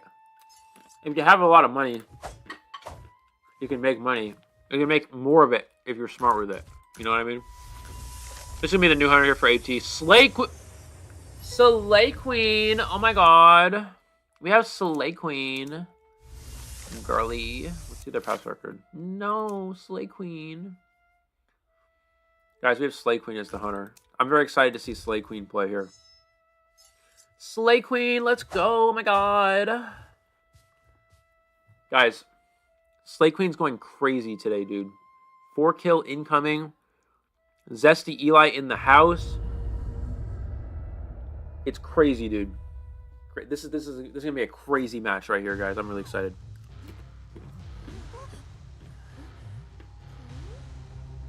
Slay Queen is playing. Slay Queen is playing Clerk. This is actually so slay, guys. Like, it's actually so slay. If you don't think this is slay, then I don't know what you're talking about.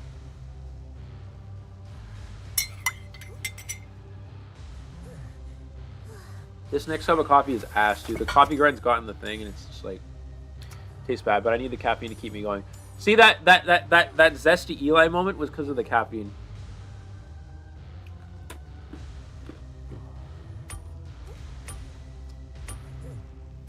All right, you're gonna hear me smacking into the mic while I eat this this food while the match goes.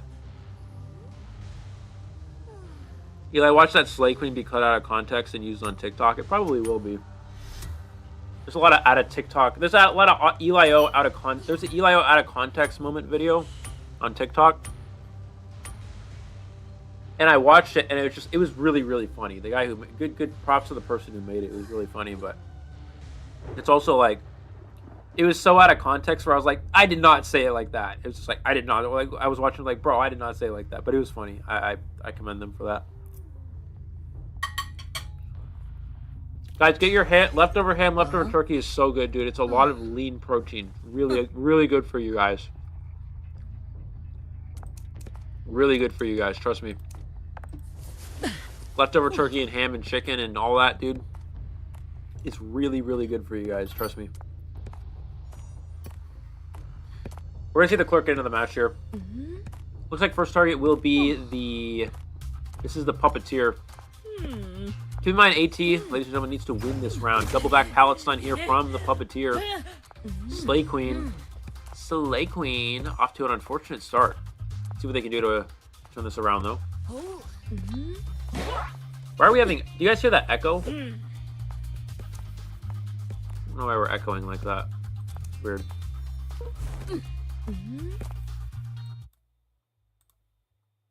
Turn that off for a second. Turn it back on. Let's see.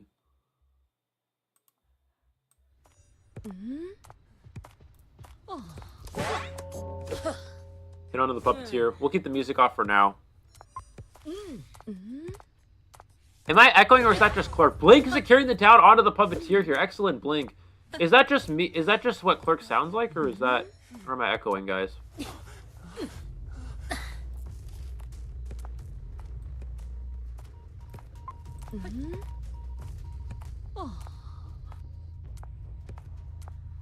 You hear no echoing? Okay, maybe Clerk just sounds like that, and I haven't actually heard a Clerk in a while. Just Clerk, okay.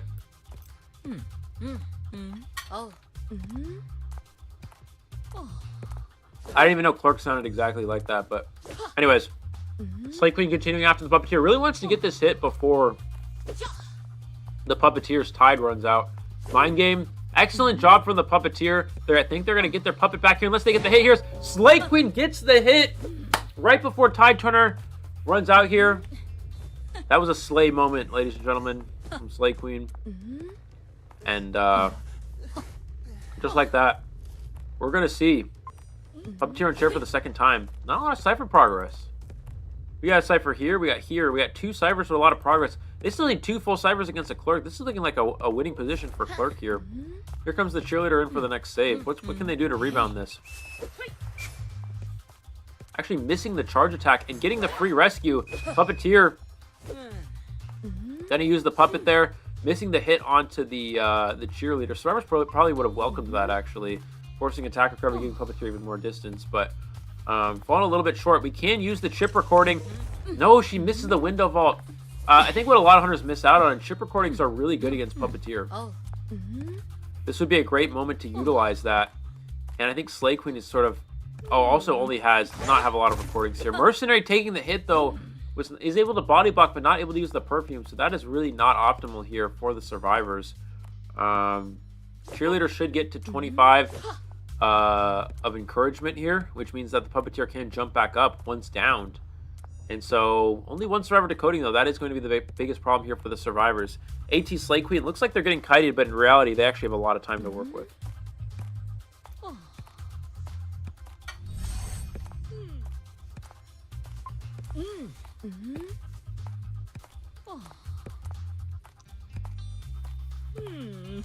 39 for Cheerleader here. There's the block. The down. He can get back up right away here. And Cheerleader, pretty good support character against the Clerk. You can see it really being utilized here. You know, with only 2 survivors decoding at this point, it doesn't look good for the survivors in terms of Cypher Rush, but this Cheerleader support is really beneficial for this Puppeteer. It's going to be really hard for Slay Queen to get the down. Slay Queen's best bet is to blink the Puppeteer when they least expect it. And make it so... There's the hit on the Cheerleader, is blink when they least expect it, right? And then essentially make it so the Puppeteer is not able to use their ability and also not able to use Cheerleader support ability. It was looking really good. There's the blink. That's exactly what we were talking about, ladies and gentlemen. Puppeteer needed to predict that by using their puppet early. If Puppeteer was able to avoid that hit, I actually think this might be a win for the survivors. But because they're able to stop that, now Clerk is in a great position. And the ability to just you know, secured some of these survivors. With one survivor down against the Clerk is really important. They're going to get a pallet break here. Oh. Let's see what Knight can do. He's going to cancel the swing here. Excellent usage of that ability. We see the Cypher progress here. Cheerleader just starting a Cypher, but Merc at 50%. Slay Queen not really pressuring Cyphers too much. I think this is going to come back to hurt them in the long run. The charge attack here and the flywheel, I actually don't think that would have registered, so at least getting the flywheel out there is pretty optimal. Walking through the pallet. Nice drop from Slay Queen, but Knight has a double, and we see canceling that by putting up a recording or ability or something there. And Knight's going to take the hit, and we're going to continue the chase. Again, Slay Queen really needs to pressure down. Ooh, good mind game from the Knight there. Slay Queen really needs to pressure down a Cypher. We see the Pallet Sun as well. Looking at the last two Cyphers here, Cheerleader, 70%, Mercenary, popping here. Will Slay Queen check the Cypher or just continue the chase? And I think now they're going to go to the Cypher machine.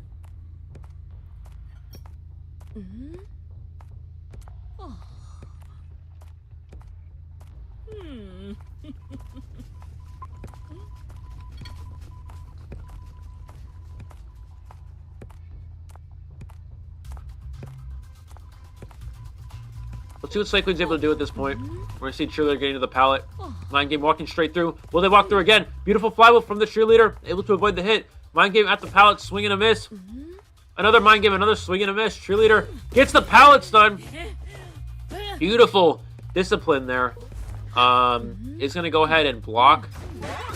Wow. Somehow registering that hit through the pallet.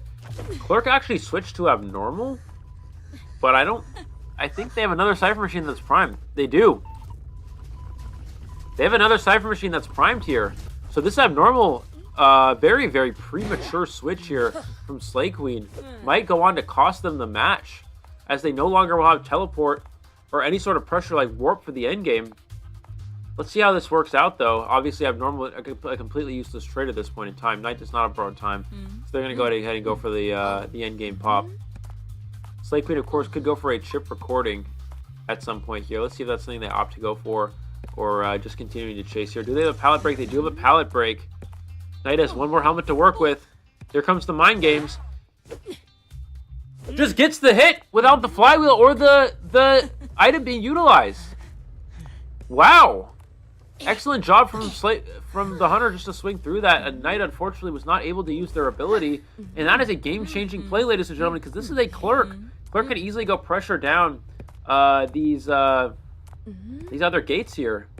Are you guys sure that's what Clerk? I feel like it's echoing, but the Clerk, I don't know. Gonna continue, gonna chase after the Mercenary. Needs to make sure they don't give any sort of free rescue. Again, not having warp or teleport here is very important because, you know, it makes it really hard for them to get any sort of returning to the chair quickly. Mercenary's gonna perfume, gets it baited.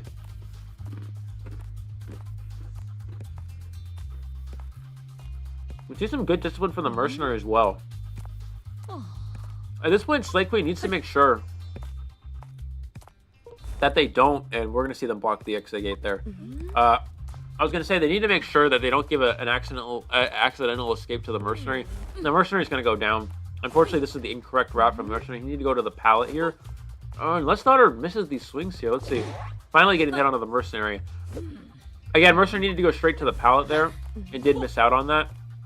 This Hunter can kind of just stand here. Mercenary's not getting this dungeon in time. The exit gate does not have enough progress. It is locked here. And again, not having teleport is so important at this point in time. The teleport here could be game changing. If the survivors play this correctly, they should be able to get this gate open here. Looking. Slay Queen going to the gate. Go Slay Queen. Get it, girly. Let's see the gate progress here. 90%. Are they going to rush it? They're going to rush it. They're going to get the gate open. They're going to get two survivors out the exit gate here. That's going to be a 2-2 for this round. Unfortunately, I think the Clerk, maybe it was a misclick on the abnormal switch, but that is going to give a great position for the survivors to get two out the gate here. And that will force AT to get a 3-survivor escape here if they want to move to the next round of the next round of the winner's bracket.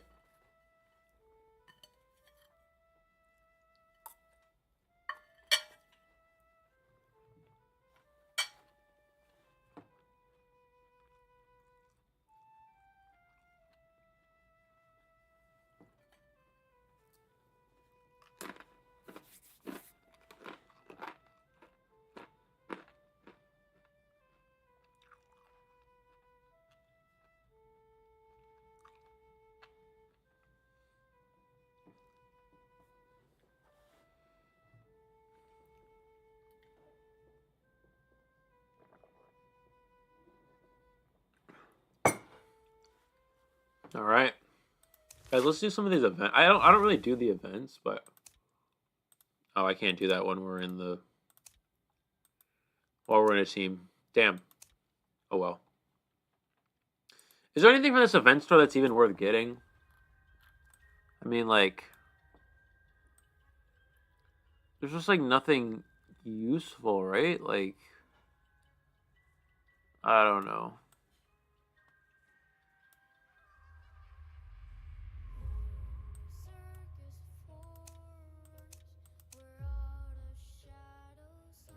Guys, how do you get these things? Guys, how do you get sticker tokens? Where do you get these from? I don't understand. Where do you get these from? Where do you get these sticker tokens from? I didn't even do any events. How did I get 75? I kind of want to buy a new skin. Let's see if there's anything in the shop. No idea, honestly. I don't know. Anything worth getting? What the hell is this? No. This S tier is not even... Is it even good? The S tier is not even really good. This looks cool. This looks cool. I mean, this literally looks like Acrobat. This looks like... I don't even know what this is. This is like some... I mean, dressed up, I guess. But this actually really looks like Acro. This is like the real Acro thing. I think this is cool. Worn clothes is cool. I mean, this is fine. This is whatever. I don't know.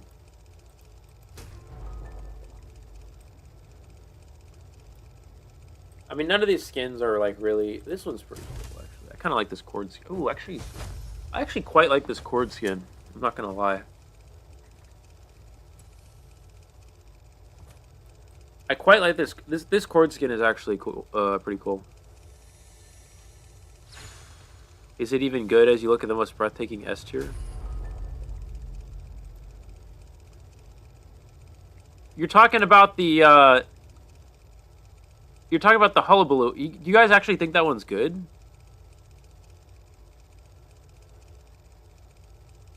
I mean, if you guys think... I mean, I'm not judging. I don't... You know, if you guys think it's cool, it's cool. For me, personally, it wouldn't be one that I would go for. I would feel like... looking at the shop, I kind of like that cord skin. And maybe I'll go for that. Again, I don't really play too much into the skin game, but... I do... if there's something good in the shop, I definitely will pick it up.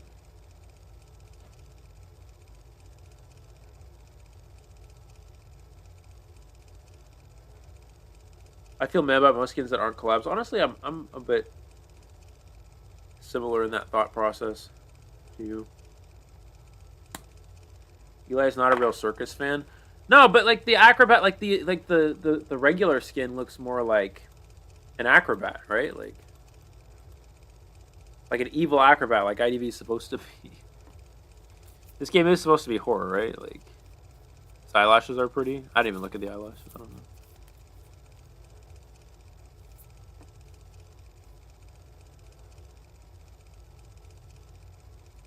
Guys, is Hullabaloo good on Moonlit?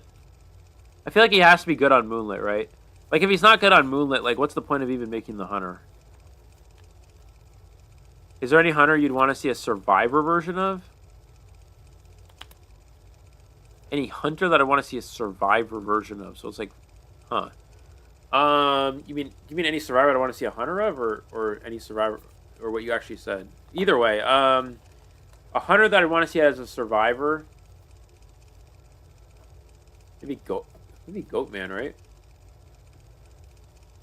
Because Goatman's lore story is a little bit sad. Didn't he used to be like a good guy, and then like the dude at the was like corrupt. The dude at the shows was like corrupt, and just wanted money and shit. So like eventually Goatman got like pissed off, and he became bad. Isn't that kind of how it went? Broken in Moonlit? Yeah, I believe that.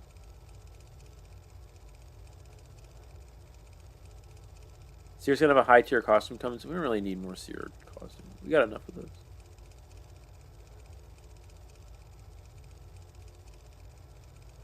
for the non-cross. The crossovers are nice. Some of the crossovers are nice. Like I don't like the only crossover that they've done that I've like actually watched or like played or whatever was Death Note. And everything else I was just like I don't know these things, but the Death Note, I mean Death Note crossover was good. I like Death Note. You know, I would have loved to get the light Yagami skin, but you know. The light Yagami is the light Yagami skin. That's one of my favorite skins in the game. I think my favorite skin, you guys, my favorite skin in the game. It used to be the Clown Necromancer. No, is it Necromancer? Netherwalker, Clown Netherwalker skin from Koa 2 or 3 or something like that. But that's like my second favorite. My favorite one is actually the A tier mechanic duck one, like where they have the ducks. I love that skin. That's the one that I have in my profile. I can't suck in my profile, but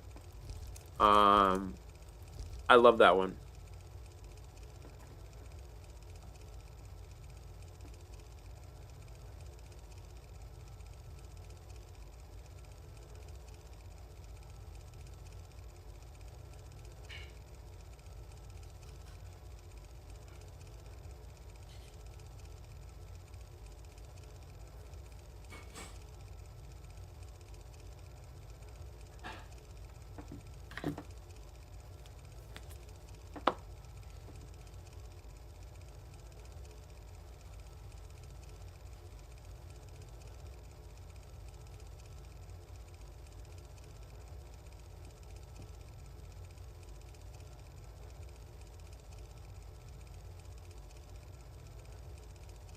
Oh my god, I spaced out. I just had a tired episode and I spaced out. Jesus.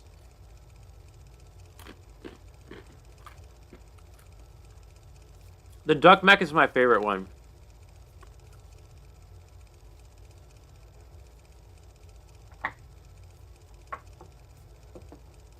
And the music that they play, like the... Can we look at it? Can't look at it, dude.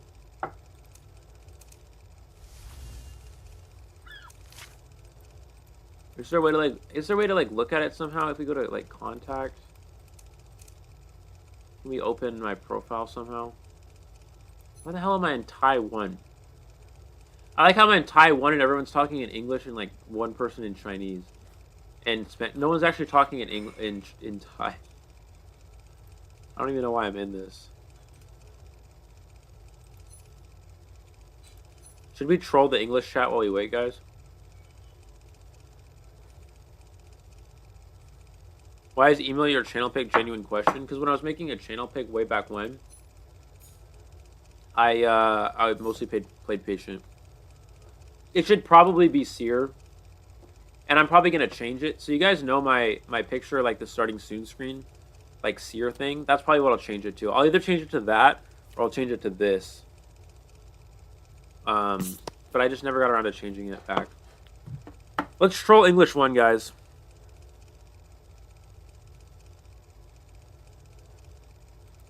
What should we say? What should we say that's going to troll English 1? What should we say, guys, to troll English 1?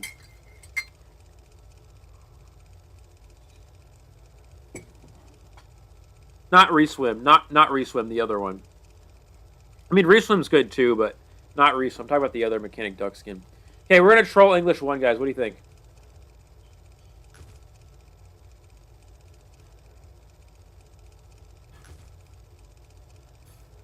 Tell them you're giving away a skin. No, I don't want to do that. That's mean. I'm going to say buff. I'm going to say Hullabaloo needs a buff. There we go. Hullabaloo. How do you even spell it? Hullabaloo needs a buff, guys. He's too good. Ooh, no, never mind. Let's see if we can get a response. Come on, guys. Thoughts on Hullabaloo? Come on, guys. English 1. Clutch up. What? Someone know? No, we're supposed to be anonymous. What? We're supposed to be anonymous. Whoa, dude. I don't want anyone to know me. No, dude. We're supposed to troll them. You're not. Okay. Guys, if any of you are in the chat, don't know me, please. It doesn't matter. I don't care. But no one, bro. Okay, we gotta try this again. We gotta change, guys. We're changing chats. Change to another English channel. We'll change to server 1. Okay, now we're in server 1, guys. Okay, what do we say here, guys? No! Okay, we'll do it next round.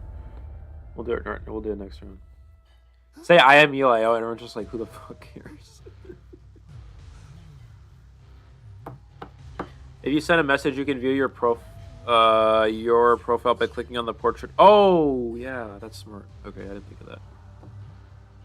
Wait, who just said that? Maidens of Flower. You're actually a legend for that. Shout out to Maidens of Flower. I don't know how I didn't think of that. Let's see.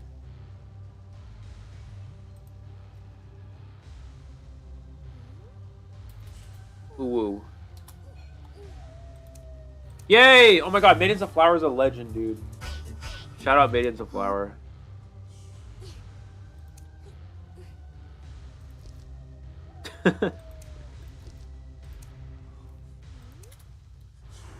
Shout out Maidens, dude. Clutch, actually clutch, bro. Someone's raging at me? Okay, we got it. We'll do it again next round, guys. We got to piss off English 1. That should be a video, guys. Pissing off English 1. I'm just gonna do a stream where we just piss off English 1 the entire time for like an hour straight. Vivi, you said it first. Okay, shout out Vivi and Maidens of Flower. It's not a competition, but shout out both of you guys. Shout out Vivi and Maidens of Flower. Thank you guys. I don't know how I didn't think of that. That's actually, I don't know why I didn't think of that. Anyways, we have Killer Boss's Opera Singer here. Let's see what Bro can do against the AT survivors. Keep in mind, AT needs a 3 survivor escape here at this point. F&E is searching for a tie or better.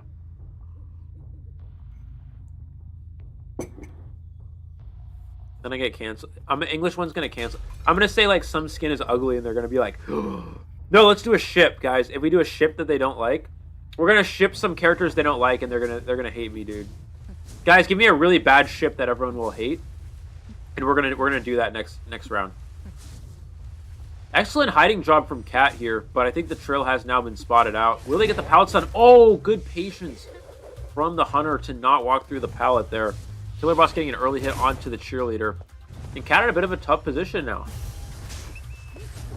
Oh my god, just able to avoid the hit and gets the vault off. Huge play from Cat. They need to go to this back pallet. Good transition, good route from Cat here. They're now going to drop the pallet, force the pallet break. Again, this is exactly the correct route here. A mind game. Wow! Excellent job from Cat. Really living as long as possible. Sidesteps, avoids the swing. Flywheel up in 1 second. Can they flywheel the swing? And the flywheel. Can they make it to the pallet? No, they do get down here. No Seer Owl getting utilized. Seer Owl would have been perfect in that situation, but unfortunately, AT wasn't able to communicate that. They were able to hold it for later, but considering the circumstances, Cat did a very good job in the position they were in.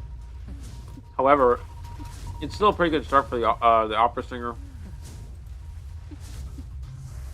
The problem is only Cypher progress on 2 Cyphers here, not 3. Here's the rescue from the Weeping Clown. Gets the stun. I don't know if that stun's going to be worth it. I think it's better to hold a rocket for a potential kite later on. Those rockets are crucial for the clown here. We'll see what Killer Boss can do. Cat doing a good job not throwing the pallets down too early. Cat getting stuck for a second. The Owl coming through. Beautiful usage of the Seer Owl, keeping Cat alive, and they can now get a speed boost to transition back here. But I think this might be it for Cat. Oh, they do unfortunately go to a place with the pallets already been broken. Gonna see the second down here, but good time wasted here from AT. They're working the time. They're doing what they can. Again, though, they need a 3 survivor escape, and against Opera Singer in the 3rd round, that's incredibly hard to do, especially on a great opera map like Church. They're gonna have to go for another rescue, I would imagine. Looks like we have Marone in the area. The Seer does spot out the Seer hiding. Let's see what. Oh, misses a dash here as well. Marone's gonna just farm Owl in this time. Gonna get the rescue. Gonna get the body block. So nice setup there from AT Marone. But let's see what the if the cheerleader can actually rebound kite this. Great job from the Seer. Not getting down too early. Maybe he'll body block this area. Nope. Just gonna continue to body block behind. Killer Boss will actually take the down. I guess to prevent any more body blocking and Seer from farming Owl. We need to see the speed boost from the cheerleader get to a pallet. Does get to the pallet. Gets the hit. Wow, through the pallet. That's just how fast Opera Singer can be. And, you know, that's just a testament of how strong this hunter is and why it's such a formidable hunter in this current meta. The chair under the Seer. Looking at the Cypher progress for AT. They have one Cypher machine almost done here. This is the top broken Cypher at 90%, but after that, not much else to work with here. Weeping Clown's also going to need to live until this drink activates. Going to use the rocket just to get out of range here. Good utilization of the rocket, but yeah, this is just biding time. Imagine driving a rocket after drinking. That's not like the barmaid's drink. That can't be very drinking. Yeah, don't drink and drive, guys. That's really bad. That's exactly what Weeping Clown was doing. Bad role model, Weeping Clown. Anyways, we're gonna see him get to the pallet. We're gonna see the blink here most likely. There's the blink through the window. Now, the dash is on cooldown as he did mess up the dash here, but Seer's kind of stuck back here. Unless he can get an owl. Can he get an owl? Cannot get an owl here. Unfortunately, gonna go down. Clown will be able to pop the top broken Cypher, but Barmaid Cypher Machine most likely will not have a lot of progress at this point. 60% isn't bad, but this is going to eliminate the Seer here, which means that... oh, no, actually, sorry. Second time on chair. Again, Survivors need a 3 escape. They need to get 3 out the exit gate here, or else F&E will be the winners. Weeping Clown's pretty good. Weeping Clown's a pretty good survivor, I'm not going to lie. Maybe Weeping Clown's a bit underrated. We'll have to go back. We'll revisit that later. Barmaid Cypher should be primed at this point. There's the pop. But, again, I don't think there's many places for these survivors to go. He needs to just target down the Seer. If you target down the Seer, you guarantee you win. Because the Seer's dead on chair. But he's going for the survivor that could technically still be rescued. There's the hit. There's the down onto the Weeping Clown. Is going to get shared here in reception. Survivors, again, they have to push for a 3 escape. But it doesn't look likely. It should be an easy 2 escape. Because... you know, the hunter's already switched traits, and the back gate, I imagine, will be open at this point in time. Let's see. Yeah, back gate's already open at this point. But Killer Boss knows, you know, I just need a tie. I'm just going to camp this out. Don't give them any opportunity to do anything crazy with the 3 escape. We see Ice Spice, the barmaid, pressuring a rescue here. Killer Boss could also just kill the Seer. I mean, the Seer's just dead on chair. And he's just going to kill the Seer. The Seer's dead on chair. He knows this. Gonna go back here. Gonna even down the Clown as well. Keep in mind, this was a tied game for AT, but they are forced to go for a 3 escape, or else F&E wins. And Killer Boss, with this elimination on the Seer, means that F&E will move on to the next stage of the winners bracket. Of course, AT not out of this tournament by any means, but they will be going down to the elimination bracket, making their road to the finals a lot more challenging. We're going to see continuing onto the barmaid here. Weeping Clown does have self-heal. Detention is out in 25 seconds. It's really important that that Killer Boss gets this hit here. If this barmaid is given a chance to leave this shack area, detention's going to run out. We're going to see the vault. Tried to bait the teleport there. Didn't fall for it. We're going to see the chair onto the barmaid. Now all he has to do is go look for the Weeping Clown. And that will be the 4 elimination. Why did they throw that? Well, they didn't throw it. They had to go for a 3 escape. So, they had a tie, yes, but they're forced to go for a 3 escape, or else they just lose in terms of points.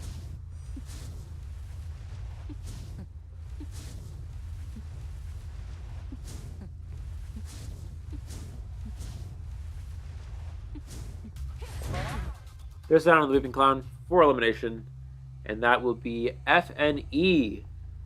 Ladies and gentlemen, moving on to the next stage of the winners bracket. The elimination bracket will have AT will drop down the elimination bracket. Still not out of this tournament just yet, but definitely well played from them. But yeah, F&E, Killer Boss moving on here. We'll pull up the bracket here in a second for you guys.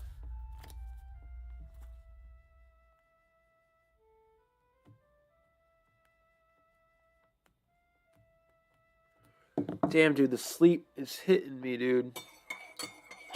It is hitting right now, brother. This coffee is not keeping me awake.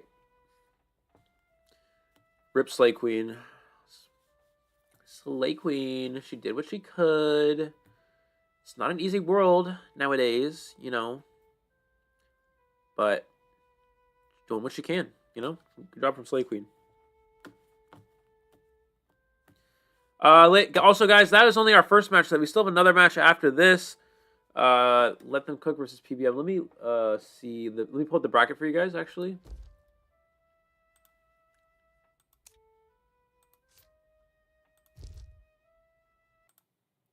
We're gonna pull up the bracket here in a second. Guys, look at the. You see the dark circles under my eye? Guys, look how tired I am. You can see the. I don't think I'm gonna be able to rank next session, dude. Look at how. Look at that, dude. Dude. Bruh. It's okay, guys. We live for IDV. We live for IDV. Where's Persway? Persway is working today. Let's see. But I look kind of bad because I have dark circles on my eyes right now, so. Also, like, in the sunlight, my eyes are a lot more bleak. It's harder to see, like, out here. Let me see if I can, like, look at the light, but in the sun, they're a lot more, what's the word, guys? They're a lot more, it shows up a lot better. I don't know. Okay, let's pull up the bracket here. Let me see. Discord. Looking like I'm going to pass that any second. I've done worse, guys. Guys, during some COAs, I've had to commentate like 1 a.m. to like, or like midnight to like 8 a.m., guys. Trust me, I've had some difficult COAs. This is not anything I can't handle.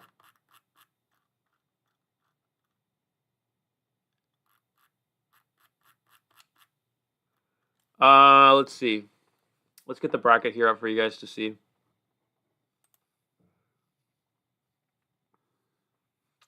Also want to say thank you everyone for coming out to support these teams, support the tournament. We're up to 162 viewers here on a Friday's match here, so thank you again, guys, for coming out. Just say it's the lighting, yeah. All right, let's look at the bracket here. I'll pull it up for you guys.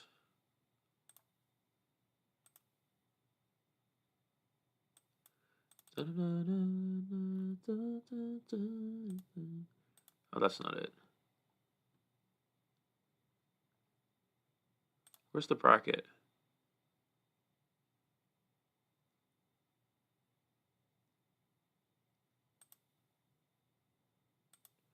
Where is it?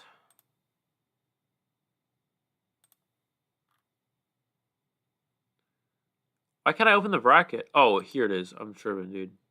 Okay.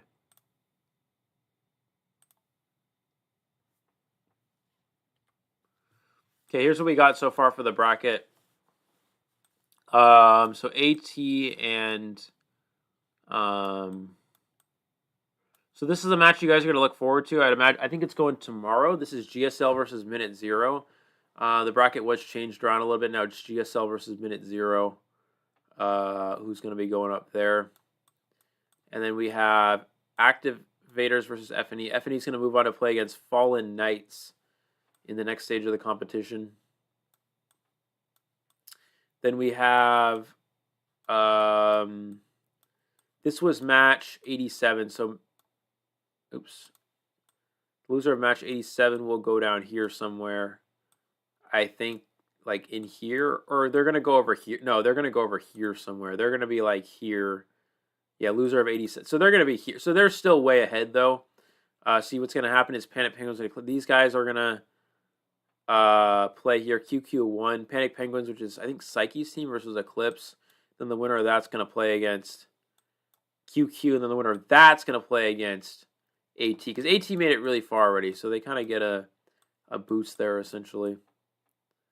And that's kind of how the rest of this tournament looks. We still have Rival versus SOM here, or Dedicated Forever, or Pink Fluffy Unicorns. Again, all these teams could come out here to compete. So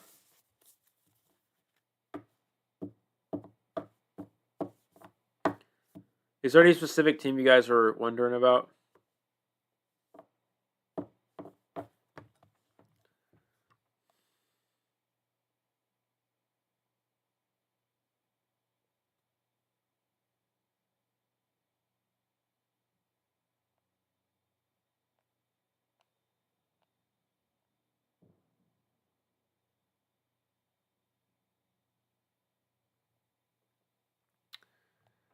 Okay.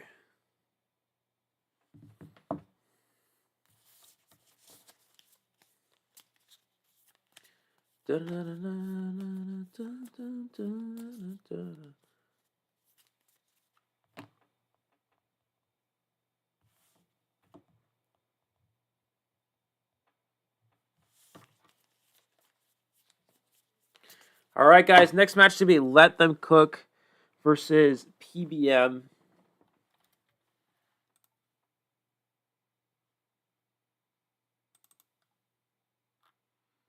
Guys, again, I'm super excited about this new computer I'm getting. So you guys see the quality right now? Like it's all right, right? It's not bad. Like the quality's not bad, right? It's PC, pretty good, right? But the crazy thing is that right now my computer runs on a Ryzen 7 processor with an AMD Radeon graphics, right? However, I'm getting, and it's a Dell, right? Whatever, I don't fucking know. Which is good. It's solid. It's like $1,000-something computer when I bought it. Anyways, point is, that was a while, but this was a while ago. This is like a 4-year-old computer, 3-year-old computer or something. So that's why it's a little bit, the quality's pretty good, but it's not as good as I want. So I'm getting a new computer. I'm getting a Lenovo Legion. It's got a Intel i9 processor, the newest one. It's like it just was released this year. Also a NVIDIA 4070 graphics card, which is like insanely good quality. It's like the newest one as well, also released this year. And it's got 32 gigs of RAM, and it's got 2,000 gigabytes of storage. This computer is a beast, dude. According to Warden, who's an admin, he said he's a computer guy. He said this laptop's a beast, dude. And that's gonna be my new game. That's gonna be my new IDV gaming laptop.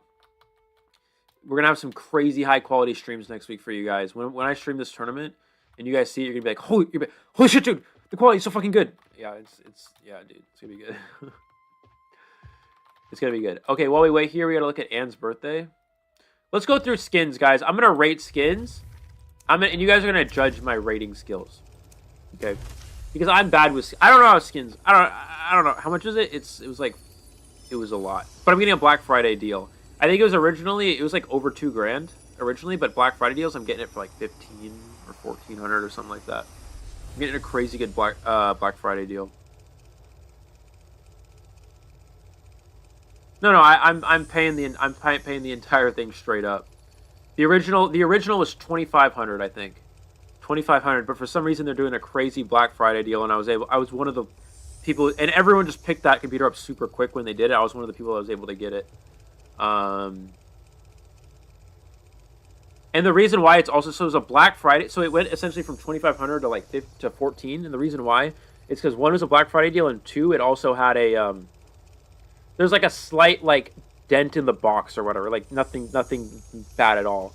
So they had to discount it a lot. So I was like, hell yeah, dude, I'm copping that shit, bro.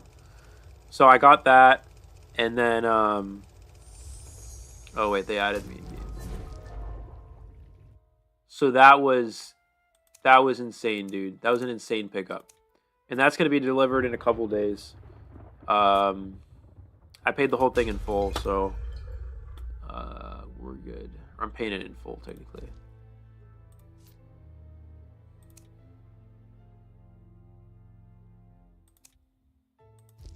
So we're good, dude.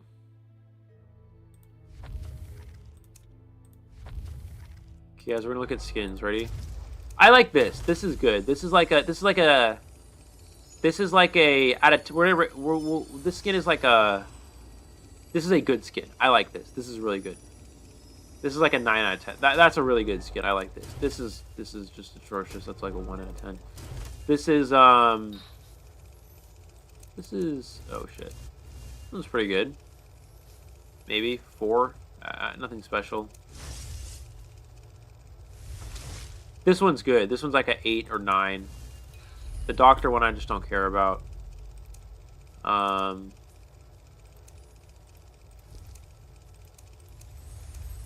Did I text anyone anything? Do I message anyone anything in this game? Like I would. What the heck? Do I not have I not messaged anyone? Okay, we're just gonna message Fafa. Hi, Fafa.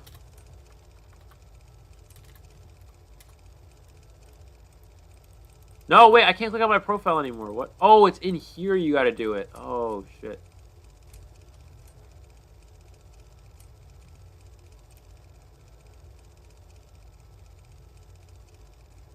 Oh, is this the other admin? Oh, this is the other admin.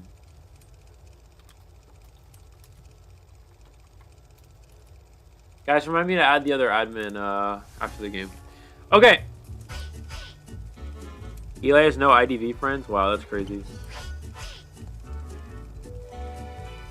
Did I spell Fafa wrong? Wait. Oh, we're going to English 1. We gotta troll English 1, guys.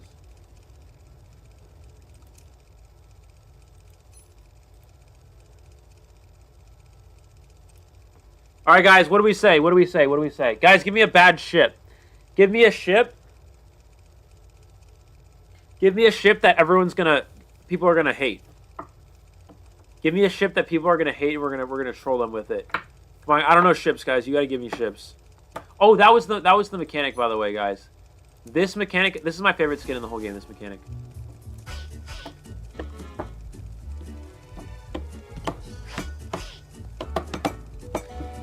I love that, dude. The quack quacks in the music and everything, dude. This is my favorite one for sure.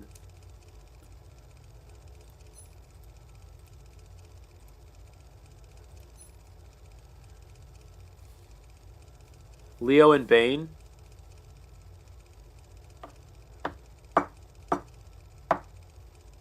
Guys, make sure it's nothing inappropriate. Make sure it's nothing inappropriate. If it's like an inappropriate ship, then we're not doing that. But as long as it's an appropriate ship, that's just gonna that people are not gonna like because it's funny. Joseph Aesop, isn't that a normal one? Let's do Wax and Ripper. Leo Lawyer. Okay, Leo X.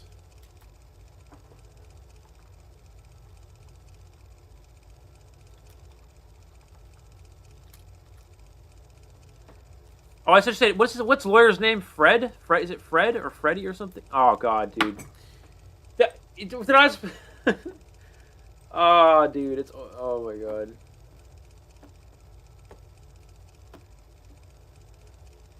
Someone said valid. Guys, they said valid. They think it's fine. Someone said it's valid. We need a worse one than that. Okay, we need to change now. Someone said hot. Guys, they like it. They literally like the ship, guys. Guys, they like the ship. This is not working. We're supposed to make the we're supposed to piss them off. Okay, we gotta switch now. Okay, give me another one. Give me another one. Alva and Luca. Alva X. Is Luca with a K or a C?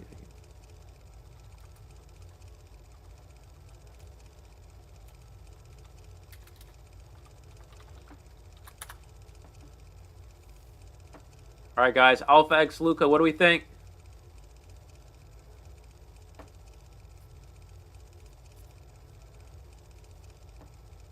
Come on, guys. Come on. I personally dislike it so much. Bad. Okay, well, they didn't like it. Okay, well, that's -1. So we got 2 out of 1, because in the last one, 2 people liked it and only 1 person disliked it. So 2 to 1. We're doing good. We're ahead 2 to 1 right now. Pro shipping. I hate pro shipping. What is pro shipping? Guys, what's pro shipping? Guys, what's pro shipping?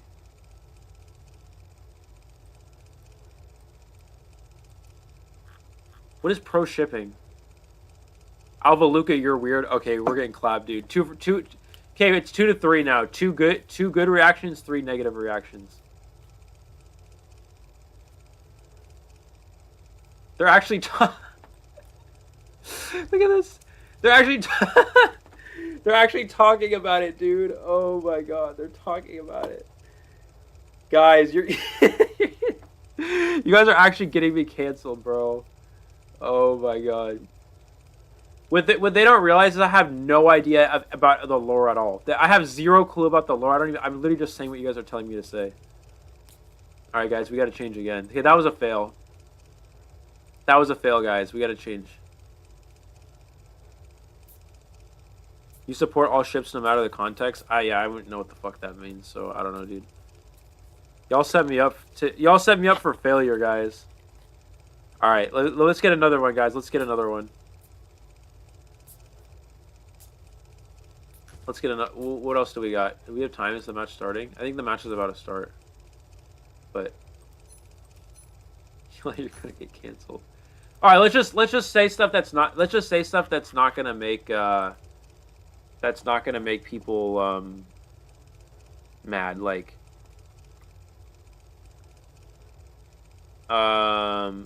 Hullabaloo. No, the game started. Okay, we'll do it next time.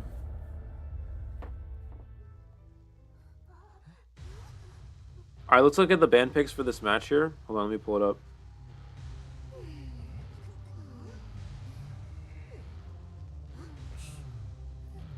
All right, so for this team comp, we have oh,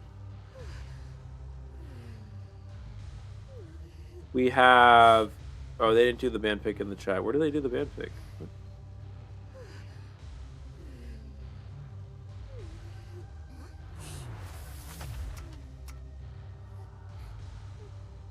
Let me see.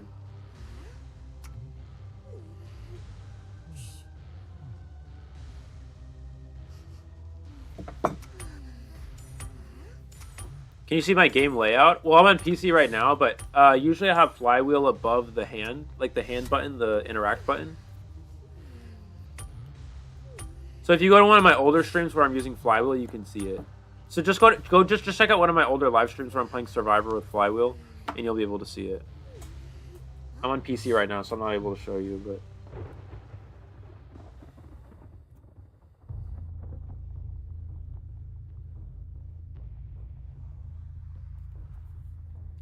Alright, so we're actually going to see an interesting spawn.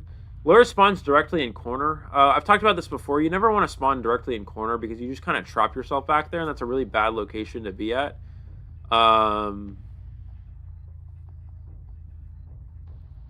So...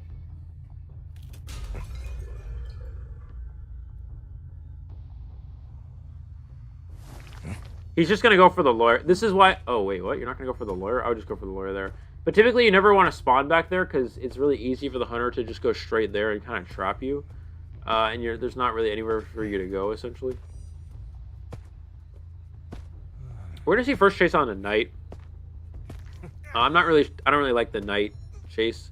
Let's say we got Chopor TTV. What is TTV, guys? Is that Twitch? I don't know what that is. Anyways, we're going to see the Wax going to utilize getting the cheerleader to a freeze, but I don't know if he's going to be able to get this hit. Does get the hit just barely before the cheerleader would have been able to speed away there. Whack artist. We were in VC talking about how you're going to rig at the corner. Yeah, the corner house spawn, guys. Never spawn. I'm telling you guys. Unless it's an Ivy. Unless it's an Ivy. Or a photo. You never want to spawn directly in. Those are the only two hunters you want to spawn directly in the corner. TTV is Twitch. Okay, that makes sense. No, it's not TikTok. I know it's not TikTok. That doesn't make sense. We're going to see the chair here onto the cheerleader. Oh, beautiful usage of the wax bomb to prevent that two-story cipher from being decoded. Oh, did lose... oh, unfortunately did lose sight of the survivor, and that's going to allow a free uninjured rescue here. And also the cancel of the ability there. This will also be an ability cancel as well. Here's the wax onto the cheerleader. Cheerleader needs to not even throw this pallet or she's dead. Yeah. At that point, you got to just keep running through the pallet. Cheerleader's just going to go down to the wax. And it's going to be on chair for the second time. Let's look at our cipher progress. You're pretty good cipher progress, right? We got one cipher. Well, actually, never mind. I spoke too soon. Ciphers are pretty far behind here. We have one cipher at 50, and the other two ciphers, not really much progress there. And the hunter does have warp available, so...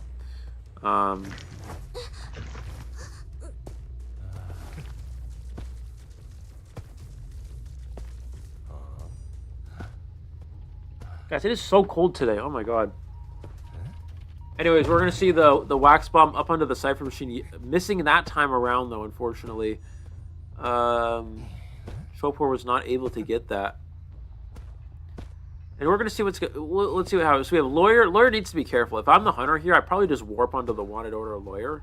I would literally just warp onto the wanted order lawyer. There's no reason to chase anybody else. Lawyer is my best chase target.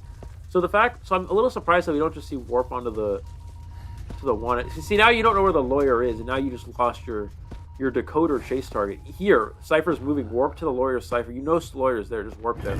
There you go. Now we're gonna see the warp onto the lawyer here. And now lawyer's in a tough spot, right? He's gonna get a lot of wax on here, 48% lawyer. Missing the flywheel, unfortunately. He's gonna be able to utilize double speed boost because of veterans and from the windows, but can't really get too far. Gonna take the trim, but the trim leaves without the lawyer, and the lawyer's gonna go down from that. He's trying to bait out a flywheel, but he already used flywheel, so so he's just gonna secure the down here onto the lawyer. And now that the hunter's full presence, now this is where things get more challenging. No more tide turret to work with here. And the cipher is still 2 remaining. Let's see what our progress is yet again. Here we have the middle cipher at 80%, but not much progress besides that. It's gonna be hard for the survivors to do much in this situation. There's the ability cancel. He's baiting rescue. There we go. And then we're gonna see the rescue onto the lawyer. The problem is wax can be pretty good against Knight in that, you know, he's just gonna freeze the survivor, and the shield's not really gonna do much. So he's just gonna freeze the survivor. He's gonna hot wax switch. Oh, but the okay, well, he still goes down. I was gonna say a little bit of some mind games there. Still gonna go down there though. We're not gonna do that. We're just gonna go here. I'll put it in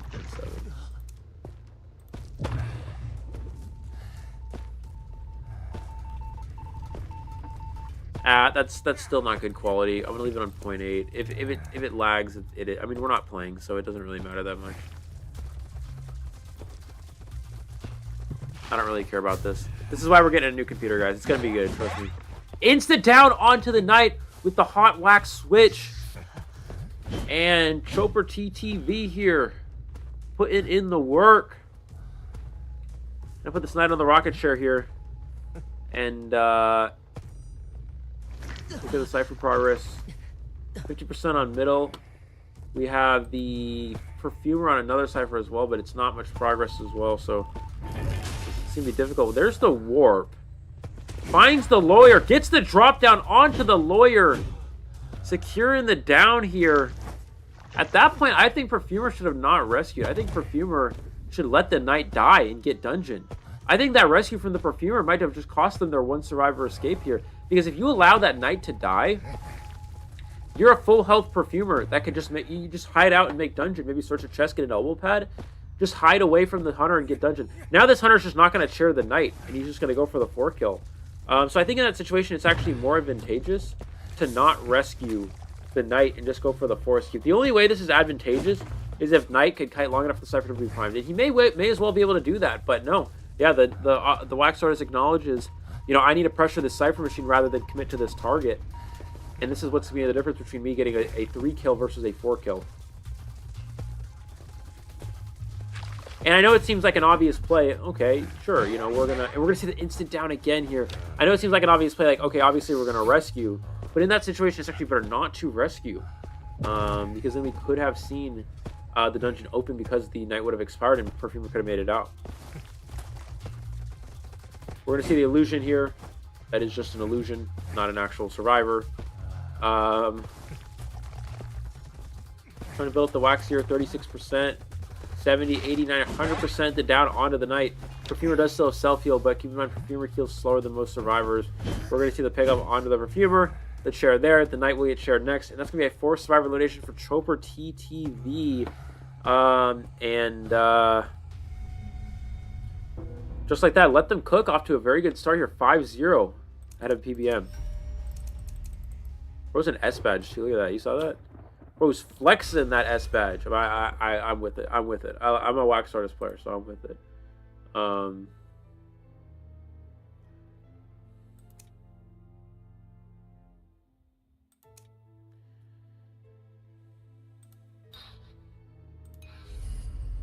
Guys, I gotta quickly use the bathroom real quick. One moment. I shall return quickly.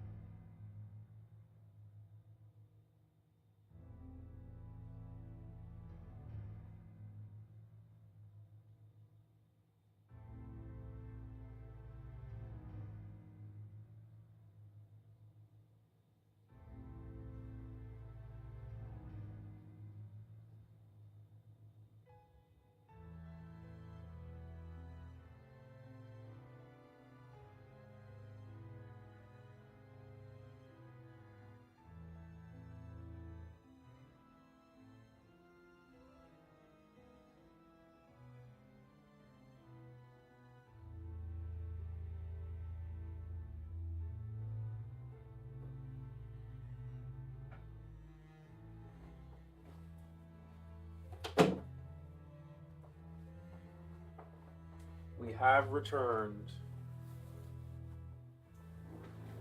Guys, I think we need more decor here, like here, something here, something here. Maybe another one of these here. Or maybe one of these. Maybe one of these here.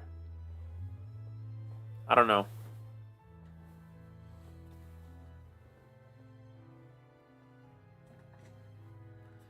Alright, guys. You know what time it is. Okay, let's say Hullabaloo needs a buff. Okay. Let's get the conversation going.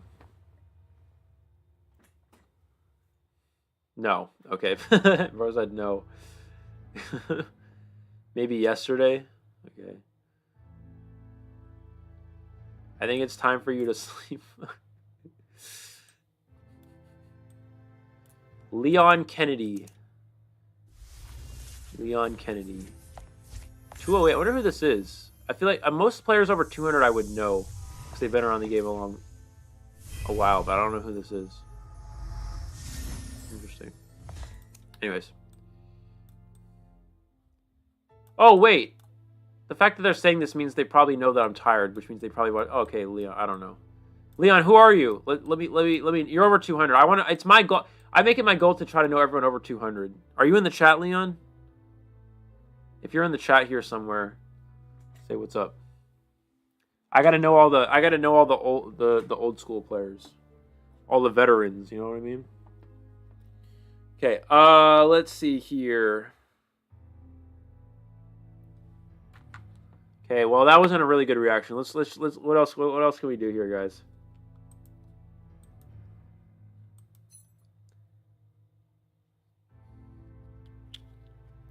Happy Character Day to the Will Brothers. I'm going to say I don't like the Will Brothers. Wait, no. This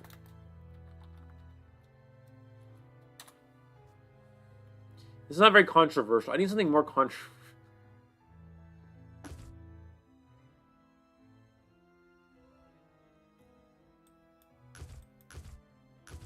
Real as well. Me, but with wax artist, I can't be bothered to know his name.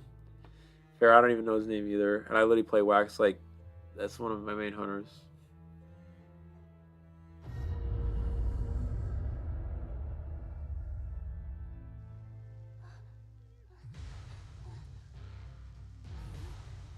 Leon, what's up, Leon? Leon, what's up, bro? What's up, bro? Leon, add me in game. I need to get the I didn't know you were a veteran. I don't know. I know like every veteran, but I don't know. I know you now. I know you now. We gotta know our IDV veterans. You know. Say Nightwatch is ugly. It got me. It actually got you muted. That's insane, dude. Old gens rise up. Yes, sir. I got muted for saying I hope Prisoner expires in the... I'm gonna be like, I do not find prisoner attractive. And then people just like lose their shit, bro. Okay, let's see. So it looks like PBM, Hunter bans, Night Priestess here, and Anti, and Let Them Cook is going to go with Perfumer, Magician, Puppeteer, and Merc. And we're going to see the Ivy, the Shadow. The IDV senior citizens, for real, dude. I'm like level 195. Eli, do I make the list? You make the list. You make the list. You're close enough. Oh, we got a pink Ivy skin. This is interesting. I have not seen this skin before. Wait, guys, what is this skin? I've never seen this pink Ivy skin before. What is this? What is this from? What is this? A B tier or what is this? Anyways, getting our match here. We're gonna see the ghost onto the middle mercenary, and mercenary just kind of chilling here. At this point, mercenary is just gonna want to transition to a new cipher. You don't want to stay here too long. If you're the Merc, just get to a new cipher machine is kind of your goal here. We're gonna see Merc get to this pallet. Good patience from the mercenary, not to drop the pallet too early here. He's going to use this pallet break time to transition back to this area. And surprisingly enough, this Ivy's committing to the mercenary. This is not a hunter survivor you want to commit to. Merc's going to use an elbow pad as well here. Good utilization of the elbow pad. However, they are kiting onto cipher machines, so this is not the best route. You're going to want to see mercenary take a loop and go back to corner house. But unfortunately, they do kite onto I think that's the perfumer cipher here again.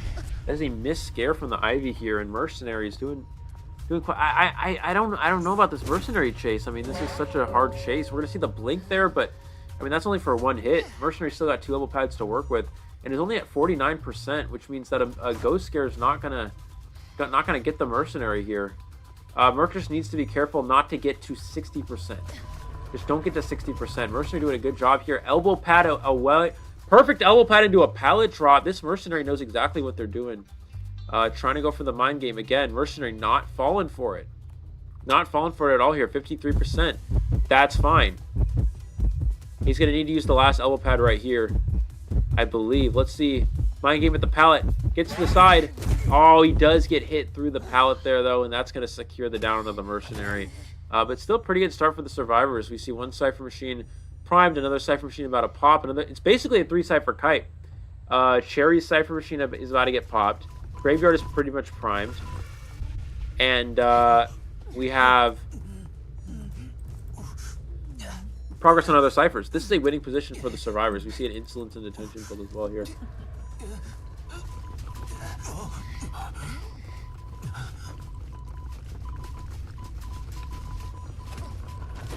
Oh, it's her newest skin. Okay, I was like, yeah, I haven't seen this before.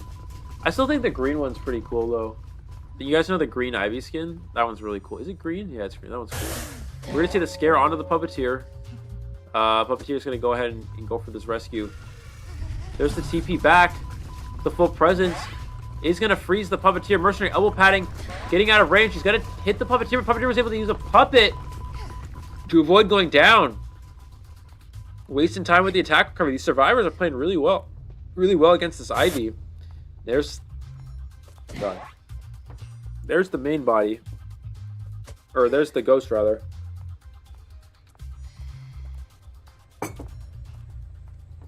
We're gonna see mercenary down here. Looking at our progress, Puppeteer was able to pop. Perfumer, magician, has a prime cipher at middle. These survivors are positioned for the end game. They got things up and ready. Magician needs to make sure he stays out of range. He wants to ideally stay out of range of being, or maybe just hiding here is fine. Just gonna hide out. We're gonna see the main body scare. The hit onto the perfumer, the cipher pop, and go into the end game. 4 survivors up and running here. Keep in mind, ladies and gentlemen, we need to see a 4 elimination from the PBM Hunter. Almost getting hit by the tram. We need to see a 4 elimination from the PBM Hunter just to tie this round here. There's the hit onto the mercenary. Mercenary's. It literally says 0. Wait, why does it say 0? That's so weird. Did you guys see that? It said 0 vision. Usually it just doesn't show it if it's 0. Mercenary's going to go down here. Puppeteer, though, will get that gate open. They're going to be able to make it out. Perfumer's with them. Magician's with them. 3 survivor escape here for Let Them Cook. Really cooking in this first round here. Going up 8-1 over PBM. Great start to the day for them. PBM really going to need to try to make a comeback here. This is not really what they were looking for. You know, we see, looking at our results here, 142 in First Chase Mercenary. You know, it's just not really something that you want to commit to. And that's what we saw in this round. First Chase Mercenary really backfiring. And so that's going to result in the 3 survivor escape there. All right, guys. You know what time it is. All right, guys. I'm going to come up with a ship on my own. Everyone likes Luca. So, Luca and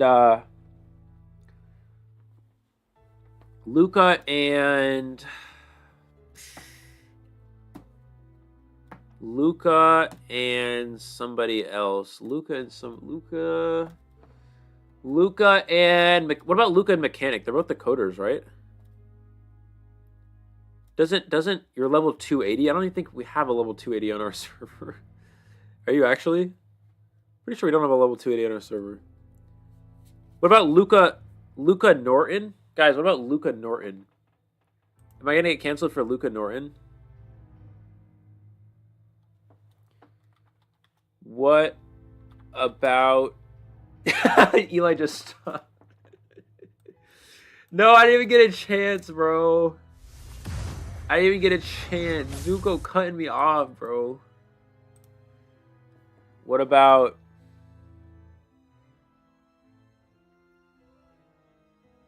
No, not Luca Norton. Oh, people like it?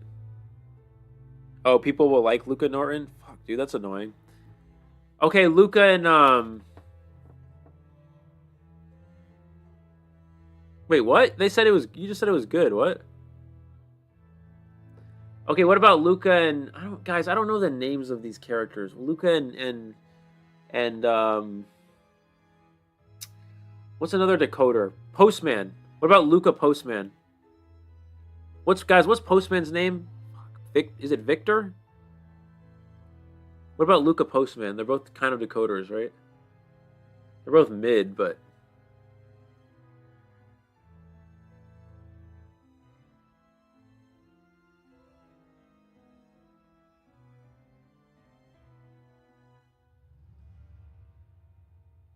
I'm gonna say...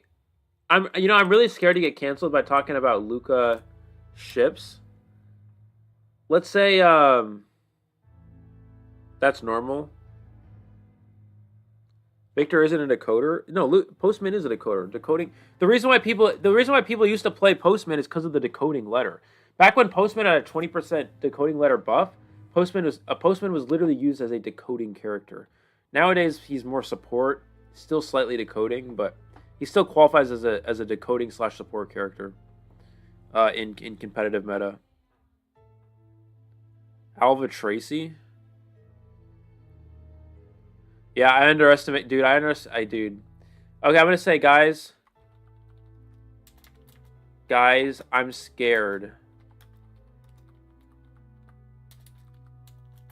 I don't find.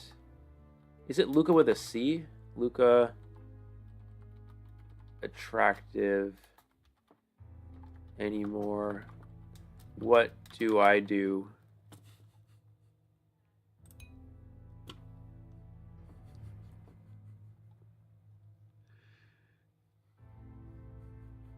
Come on, guys. Come on. Don't leave me hanging. Find another? Okay, well, I guess that's pretty straightforward. It's okay. Why would you ever... Guys, be happy, I guess? Damn, I was hoping they're not getting mad about it. Batter is hot, bro. I'm not supposed to... Bro, you're not supposed to know about that. They're not supposed to... I was hoping people wouldn't... You got in better taste. Guys, they were supposed to get mad. Nobody got mad. This is disappointing. This is not the reaction I wanted. This was not the reaction I wanted, guys. Okay, Damn, that sucks. Okay, guys, batter is hot. Batter is hot. Yes or no?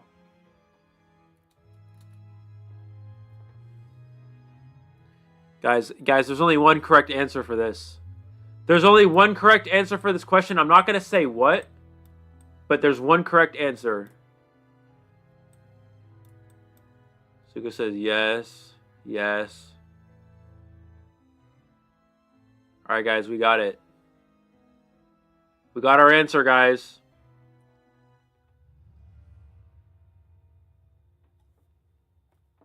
Okay, yeah, we got to switch the chat now. We're moving to a new chat.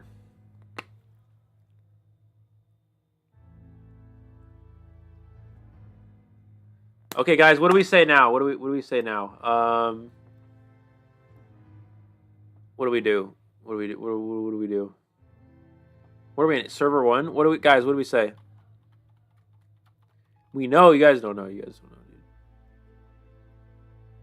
know, dude. Okay, guys, I'm gonna say, guys, Norton is not attractive to me. What do I do? We're gonna throw Norton in here. See what they say. Come on, guys.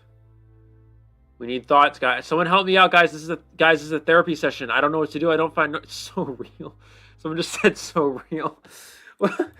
Bro, you're normal. Okay, guys, they're not. Sir, English chat, you're not helping me, guys. You're supposed to. You're waking up to your escaping the IDV matrix. I'm proud of you. Okay, this person nailed it on the head, dude. They hit the nail on the head. You're waking up to escaping the. Good for them, dude. Mulsi, good job. They just, dude. Good for them. 280. What the fuck? There's a level 280? Who the fuck is this? Wait, I was gonna add them, but I can't add them. Wait, do I have them added? I'm just adding them because they're level 280. We'll probably never talk or play, but maybe we'll. I don't know. I've never seen 280. That's insane. Psyche's like 60. No, I know Psyche's like 260, but like 280 is insane, dude. 280 is some crazy numbers. We can actually check the highest one if we leave the lobby, but we're not going to leave right now, but we'll check it later. What's Fafa, I wonder? 175? What am I? Just say anything. Just say something. Something. 136. But I'm 136 when I didn't play for like 5+ seasons because I was living overseas. So I think realistically I'd be like 170. Clerk's folds? Oh, we're not doing that, dude. I can't say a female is. I'm not saying that, Vivi. That's that. Then I'm screwed. I know I'm screwed if I do that. That is, I know that's gonna get me killed. I can't say a woman IDV character is. I'm gonna get killed for that.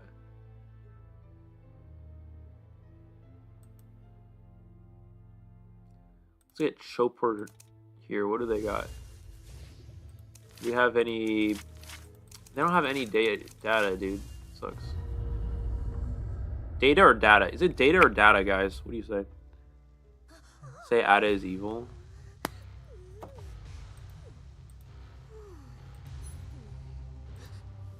I say Ada was mean to me. Is this gonna get me canceled?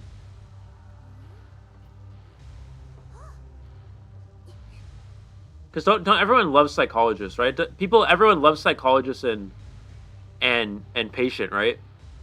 So if you say anything negative about them, they'll probably get mad. Because don't they love? Isn't their backstory like really good? Okay, they didn't even notice that one.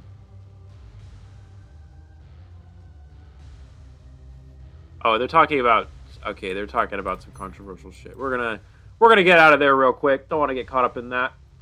All right, here we go. We're gonna have an opera singer here on Arms Factory. Let's see what Chopper can do up against PBM survivors.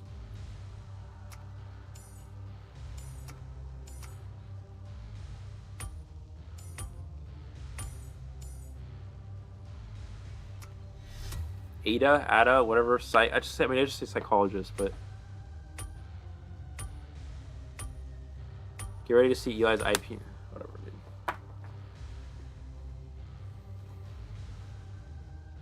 I gotta stretch. All right, let's go. Here we go.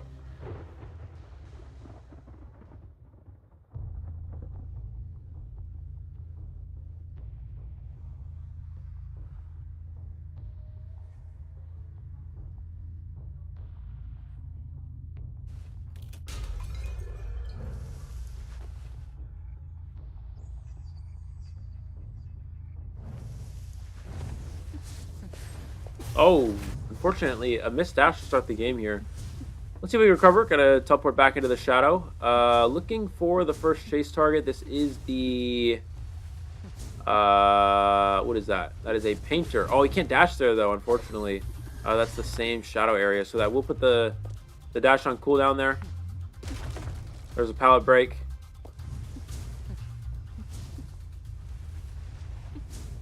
Oh, you need to swing out of that. We're going to see the teleport back. Trying to mind game. Trying to avoid this painting here. Does look at the painting here, so this kite will continue for a Yves. Let's see what they're able to do. Transitioning towards the middle of the map, trying to get a second painting online.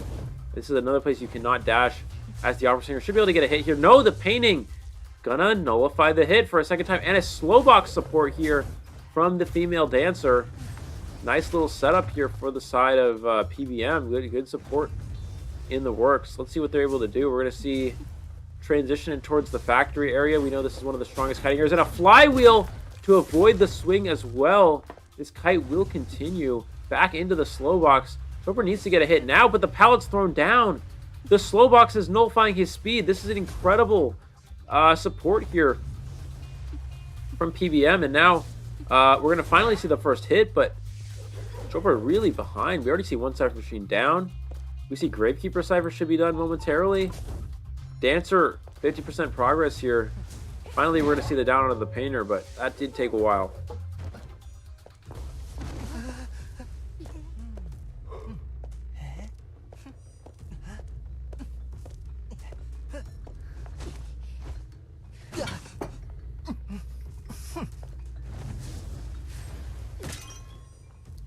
We're going to see the slow box break there.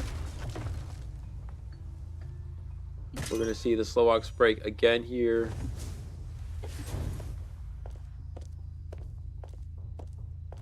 Looks like Gravekeeper's been the one coming in for the rescue at this point. Going to go ahead and shovel all the way up to the chair here. Going to set the Gravekeeper out of shovel. Keep in mind, Painter can be rescued at any time. Gravekeeper's going to try to body block this. And we're going to see a pause from the lawyer. So we'll see what's happening there in a second. Oh my god, the sleep's hitting, guys.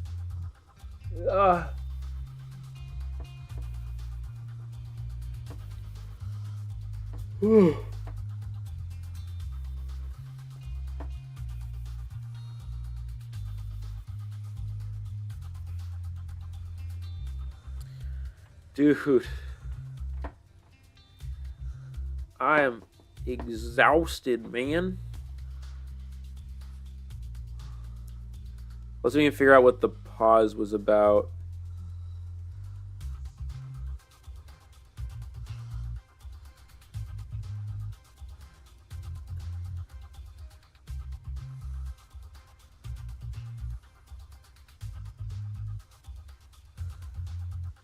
Are they gonna say? I'm trying to see if there's a reason for what the reason for the pause. Well, we'll just let it go, I guess.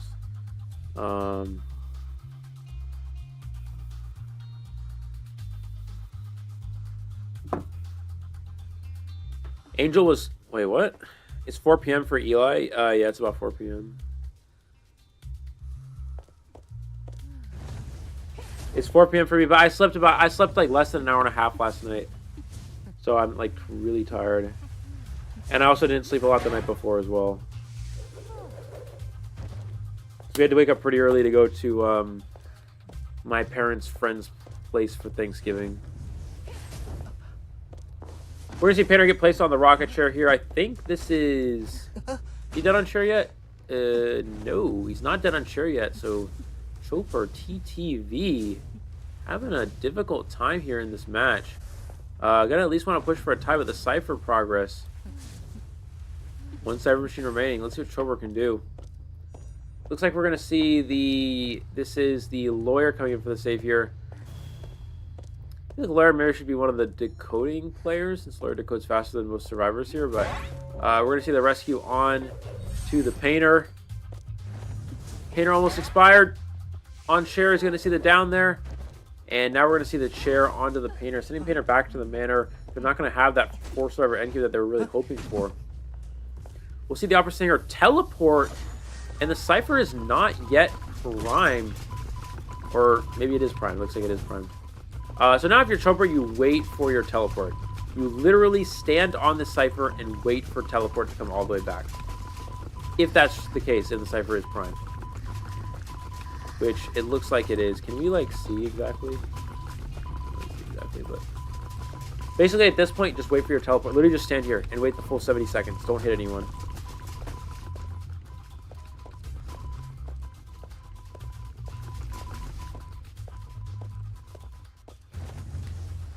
And we're going to see the Cypher pop here. Chopper did not wait. They did allow the Dancer to kind of get away. He's able to secure the down, but with the Lawyer already positioned on the gate and no teleport, I don't think that he can turn this in. I don't think they can turn this into more than a 3 elimination, or a 3, sorry, a tie here. Graveyard is going to shovel out. Lawyer is going to get out as well. And that's going to be a 2-2 for the first half of this round. And just like that, we're going to continue this series along here. Oh my god, dude. The sleep is hitting.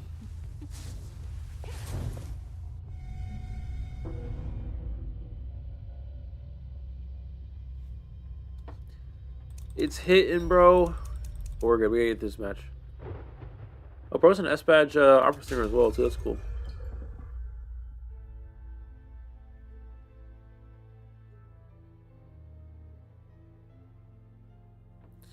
Damn, dude. I almost fell asleep right there. More caffeine. Get us through the match, please.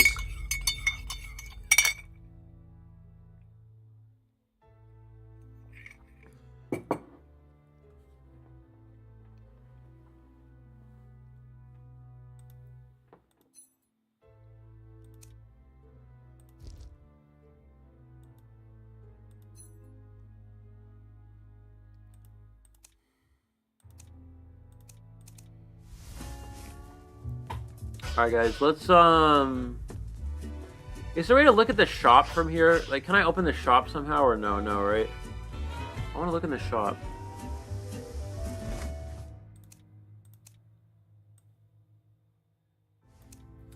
Honestly, this is literally like the best portrait, dude. I really like this portrait, I feel like. I don't really like the other ones are just kinda mid.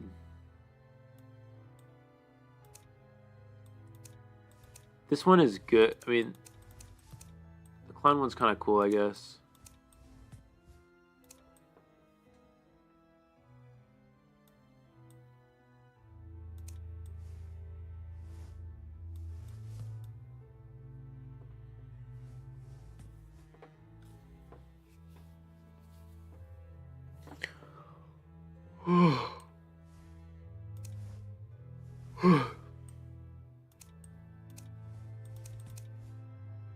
Dude.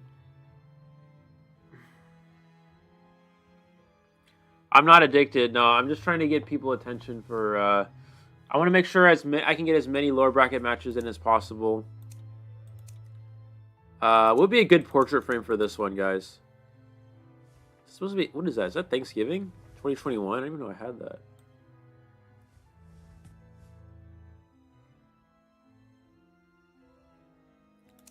When was your prime survivor? What do you mean? Like, when was I like the best at Survivor or what? Or what Survivor was my best Survivor? I mean, this one's just good, I feel like. This one? No.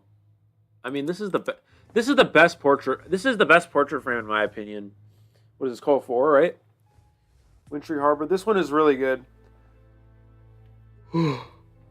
This one's really mid. I don't like this one. This one's whatever. This one's no. This one's alright. This one's pretty cool. No. I mean, I feel like this one's just the best, right?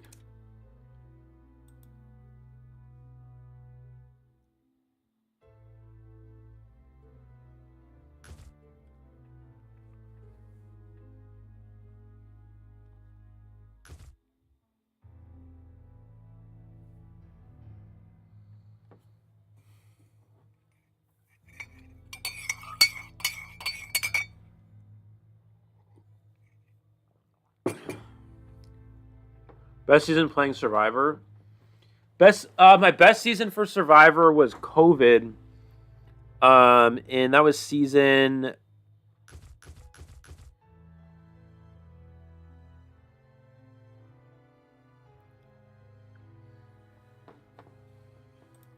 gonna say invite me back. Invite me back in 30 seconds.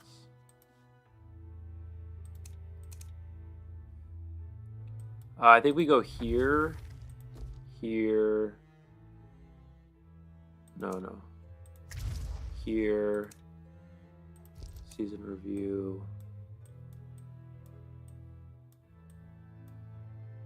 This was my best, season 21 was my best Survivor. And this was during COVID, season 21. This is when I got 93 stars. And then my best Hunter was... This was my best overall season. I got double peaked here. Season 15, but season 21 was when I got first Survivor. And first Survivor doesn't necessarily mean you're good at the game. It just means I played a lot.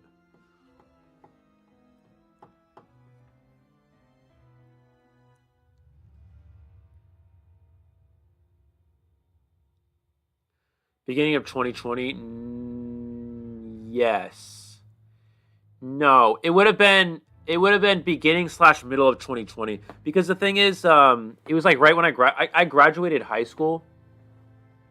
My last semester of high school was during COVID, when COVID started, and then I got on like the IDV grind after that. So that was sort of like my so it was like around the ending of high. So it was like towards the summer of 2020, I think.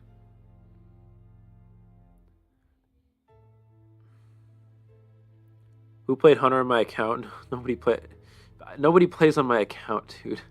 For some reason, someone made up a rumor that someone plays on my account. The only person that ever played on my account was, I think, Paul played on my account for one session when I was on an airplane one time. When I was like flying somewhere on an airplane one time. I don't know where I was going. I think I was going to like, I don't know where I was going. And that was a long time ago. I don't let people play on my account because I don't need my account getting accidentally stolen or whatever. I know how that goes. Too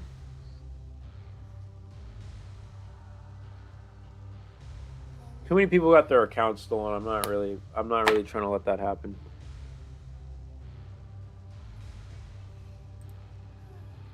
Oh, you know, Cuppy is a player that I've known from a very long time ago. Not very long, but a significant amount of time ago. It's gotta be like 3 years since the last time, maybe 2 years since I've seen them play. So, see what they can do right here. We got Axe Boy.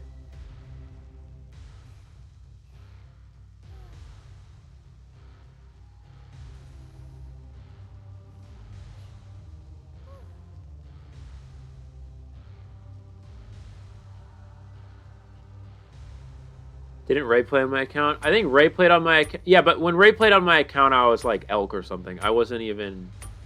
That was when I was like low tier.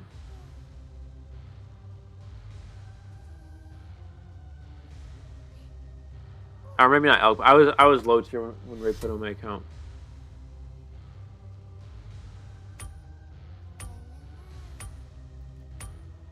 All right, we got Axe Boy here. You guys are obsessed with Axe Boy, aren't you? To be honest, Lane, I have nothing of value on my account either, or not much of value. But I just like don't really care, like, because I don't care about skins. But like to me, my account is like, it's more of like a memorable thing. You know what I mean? It's more of like a memorable thing for me, an antique, a keepsake, something like that. Anyways, we're gonna see Axboy immediately go towards the shack area here. This is the location of the antiquarian. Trying to find a viable chase target at this point.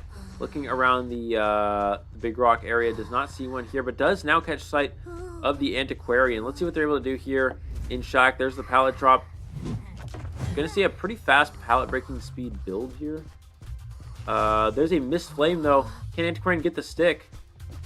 Missed stick there, and they're gonna get a free hit because of it. We do see fast pallet breaking along with trump card and detention. And that stick is a big game-changing play here.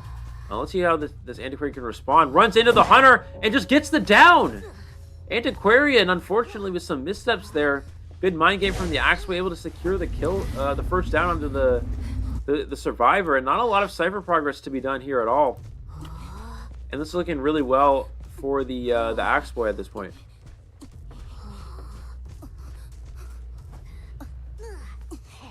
Your account is valuable because it's your account. It's the account of an official cast. Well, I don't really care. I don't really think about it that way. I just like, it's just my, you know, I've had it for how long? I've had it for many seasons. Oh, we see a flame onto the wildling and the blink to get the wildling down.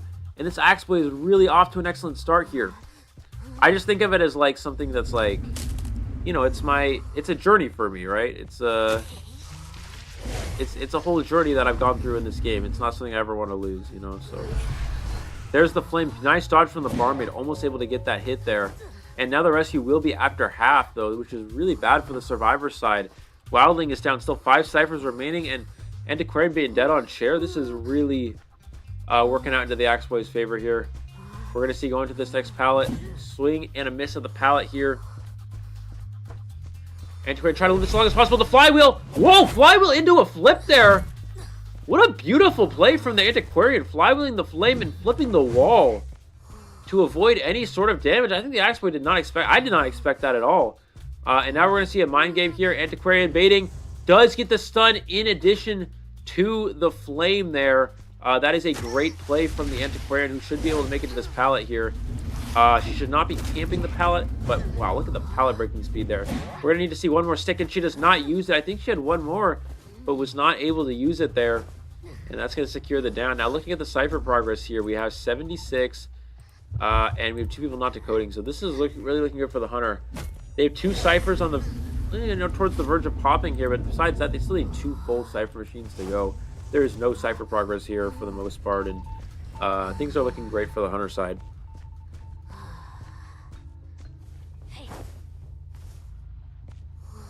Is this tournament mobile only? No, PC is allowed in this room. You see why Wildling has really become such a strong character in the meta. You can just get on your board at any point and, you know, you become an unchaseable target against most hunters, which is exactly what's happening here. Giving the rest of your team time to decode, heal up, search chest, whatever it may be.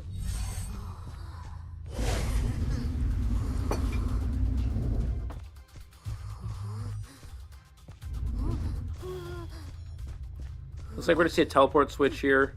Not up just yet, still 10 more seconds to go. Again, still trying to find a chase target that they want to commit to. Looks like they now see the female dancer in middle. Maybe they're going to go to the dancer. We got a fast box set up to gain some distance from this dancer as well. Just going to go and take down the fast box. They're going to use this to get into factory.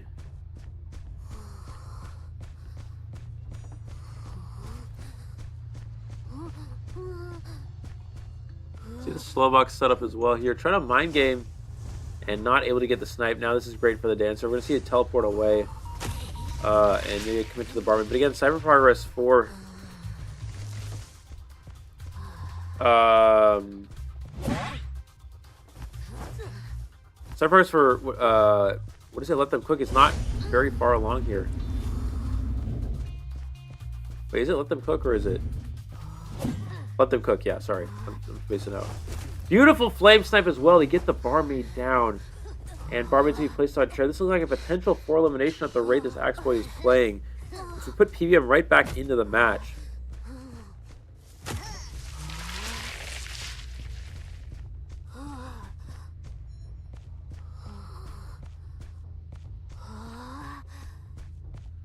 I keep like falling asleep for a second, guys. Oh my god.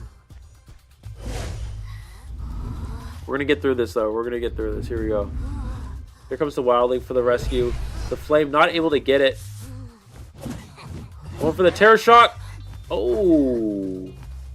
I think he just hit the Wildling there. Yeah, gonna get the save off. And Barmaid's gonna try to rebound kite as much as possible. Last Cypher Machine. There's the Flame. Last Cypher here. Oh, it's not been started. Okay.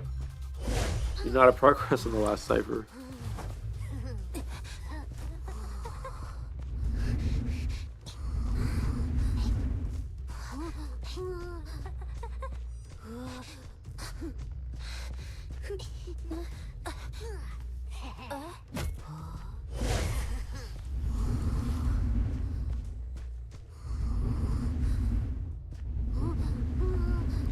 Guys, you know that time, you know when you like go into like a little phase where you like start to drift off, and you start like dreaming about something as you're drifting off. I just had that moment. I didn't even know what I just dreamed about. That was so weird.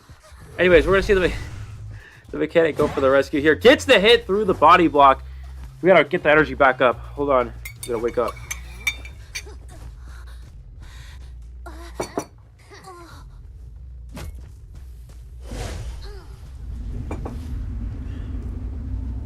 Push-ups? I have no energy for push-ups right now.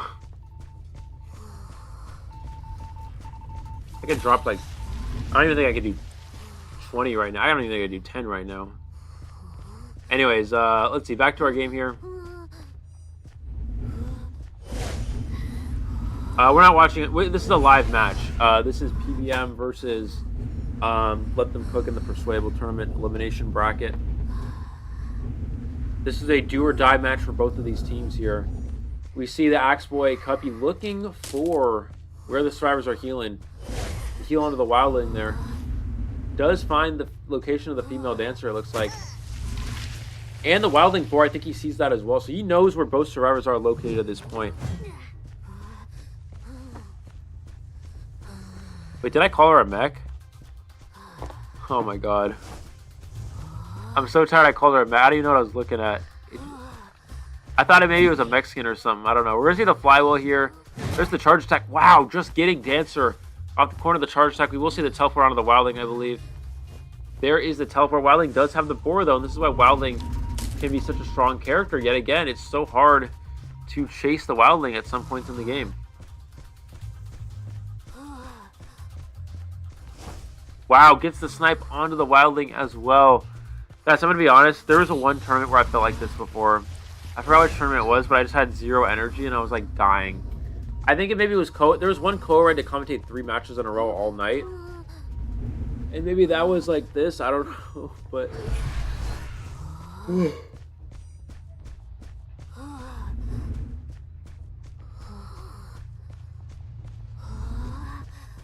We're going to get through it, guys.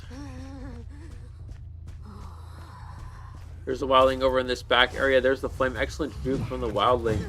Able to avoid that Flame there. Looking around for moving Cyphers, but they don't have any in the vicinity. Wildling faking. Well, he can actually jump over the short barrels there as Wildling. I'm worried I'm going to be talking about something while accidentally drifting off to sleep.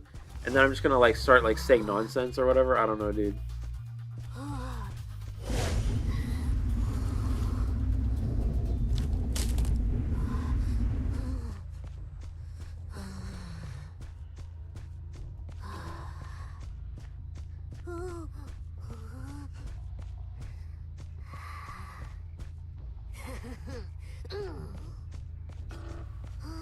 We gotta snap out of it.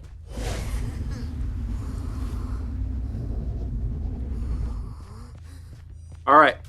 Dancer did pick up Crows here in the process. Gets the down with the speed boost onto the Dancer. Dancer still self-heal, but there's the teleport onto the Wildling. Again, just looking for cleanup here. Trying to get this 4 elimination. Cypher progress. Cypher is almost done 80% here, but it's not enough just yet. There's the Flame. He's going to be able to hit the Wildling once here. But Wildling's just going to keep attaining this area as much as possible. Sleep instead of noon rank next time? Yeah, but I had to work in the morning. Look how much distance Wildling gets. Even against a fast hunter like Axe, we're able to avoid that flame as well here. Just being able to waste a ton of time. Giving the Dancer potentially some time to get up. Finally, Wildling's off the board. And it becomes a regular chase here.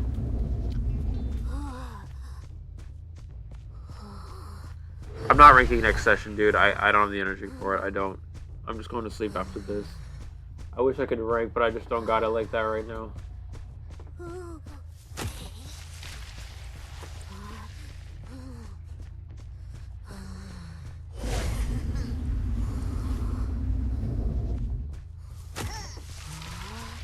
This is like the worst kind of match too when I'm like exhausted like this, like a match that just is dragged out like for a really long period of time like this. Nothing wrong with. I mean, this is how the match is supposed to be done. It just it you know, it just feels bad.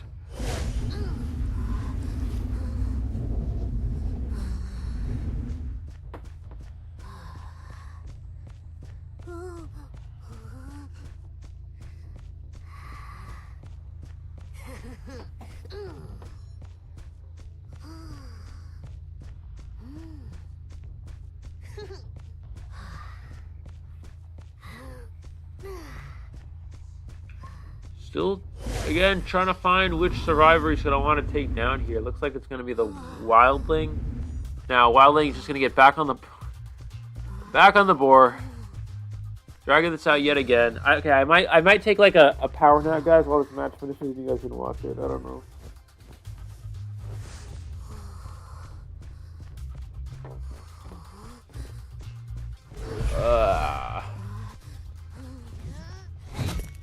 There's a swing and a miss on the charge attack. Able to get the pallet dropped. Female Dancer without an item except for a syringe. It's not going to be too useful. The flywheel to gain some distance, making it to the window here. Female Dancer not able to dodge the flaming. We're going to see the snipe onto the Dancer, securing the down onto this survivor. Of course, no broken window speed was due to the borrowed time and flywheel connection there. And we're going to see... going for the Wildling. I think he was worried the Cypher would have been primed. Let's see what the Cypher's at here. About 96. So it's getting there for sure.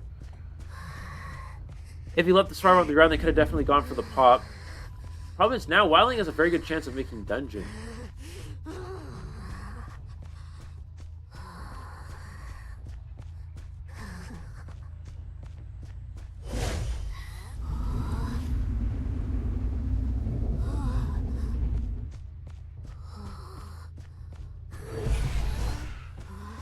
My vision's getting blurry.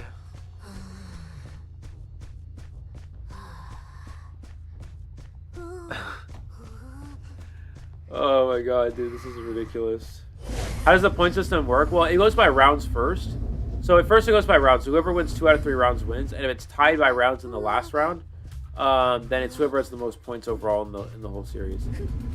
Which I think is going to be let them cook if... Well, there's no... It's just let them cook no matter what. If it's a tie for the last round. So we're going to see Wildling makes it out the game. It's going to be a 3 survivor elimination. Wildling able to clutch up a 1 escape there is not bad. And just like that, it's going to be, yeah, 3-1 in favor of PBM for this round. Which means this round is now...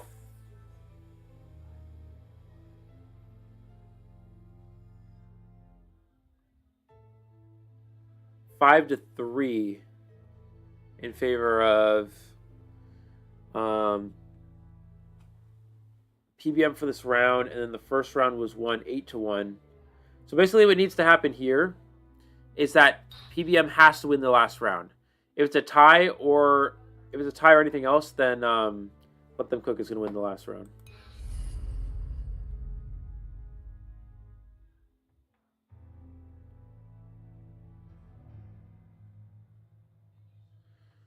All right, to keep myself from completely passing out, we're going to stand up and walk around the room a little bit, just real quick. Keep myself from passing out.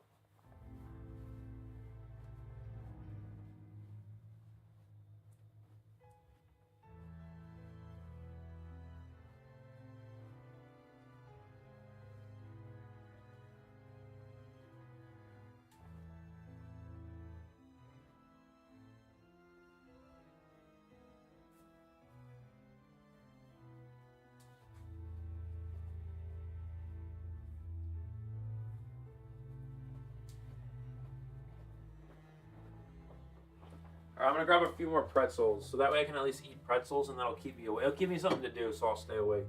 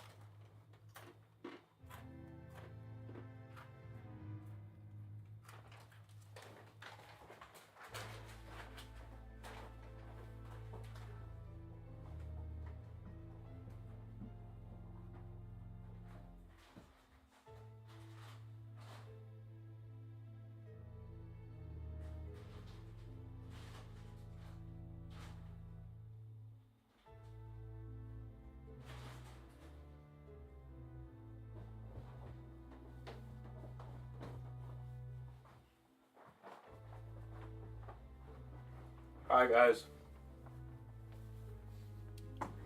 I got these things called Snappies. I don't know if you guys ever heard of them. They're like this green chip thing. And it's supposed to be healthy for you, so I don't know, we're gonna eat these. It's like a salad chip or something.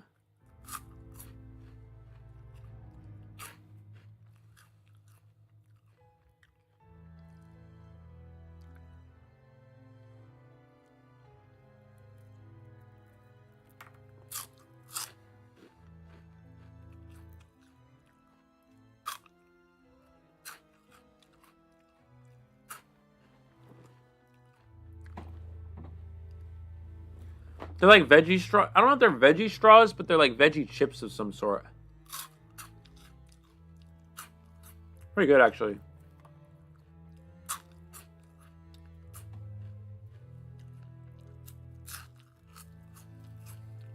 When's the next Survivor tier list? Actually, that's a good question. It's actually in the making.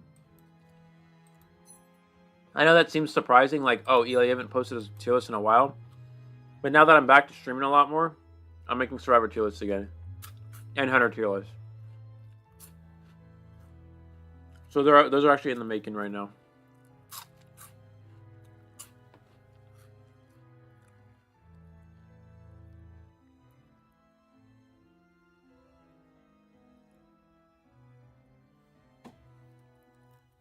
They're not really veggie straws, though. Like, I know what veggie straws are. These are, like, veggie... Like, look, it looks like this, right? Looks like this. It looks like that. So, I don't really know how to explain it, but... Yeah.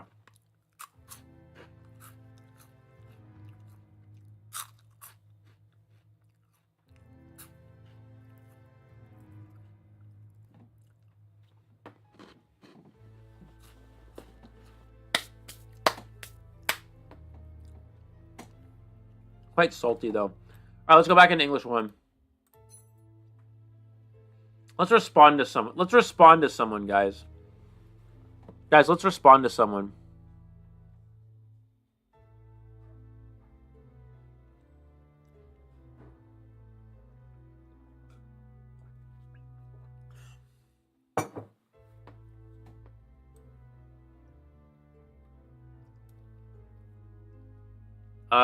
Let's respond to someone, guys.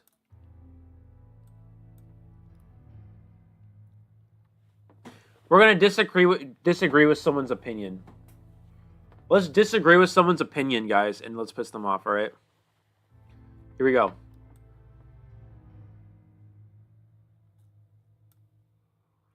Actually, no, we're not gonna be talking. We can't do it. We don't want to do anything that Negative.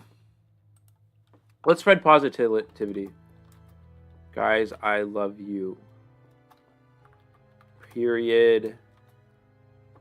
Girly.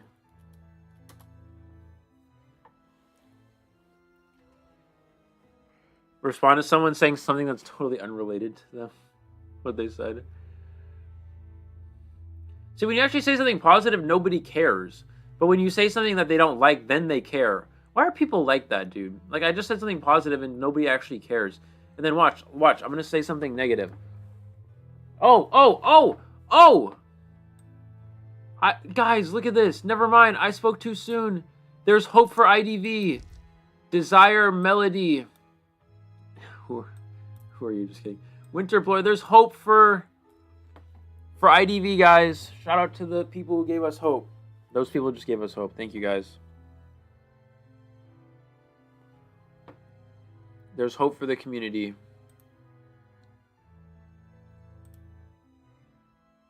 Hey, guys, remind me in the future not to stream when, like, I didn't sleep. Just remind me to do that, because that's, yeah.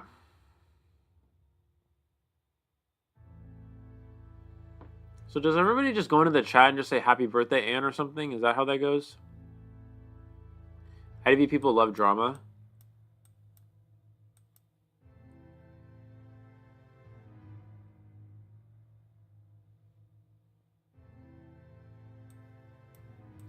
I'm going to respond to this. I'm going to say me and Burke don't get along. Burke hurt my feelings. Burke hurt my feelings. Sad face. Okay, let's see what they say. They're probably not going to respond, but...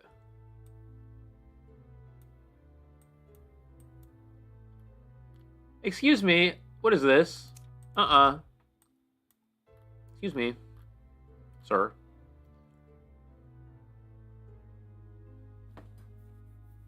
No, they didn't respond. I was trying to make a new friend, guys. I was trying to be social and make a new friend, but they didn't respond.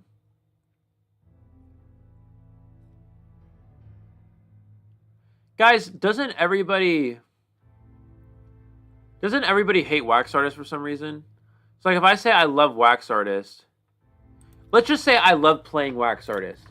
I love playing... You can't get mad at me for playing a character, right? I love playing wax artists. You can't get mad at me for like it, because, like, people are like, oh, they don't like wax because of his lore or something, right? She said, we can tell. Oh, look at that. Oh, Sabotage. Sabotage, are you in the chat somewhere? Oh my god. You guys are not supposed to follow me into the chat.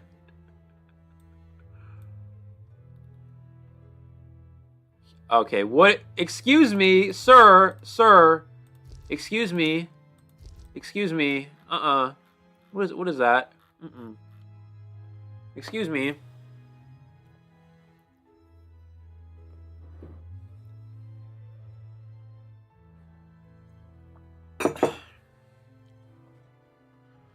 Alright, guys, let's say another one. What's a character that people hate, guys? Oh, I cannot say Percy. No, guys, I know about Percy. No, I'll get canceled if I... No, dude. I can't do Percy, dude. That's not good. What's up, Zed? How's it going?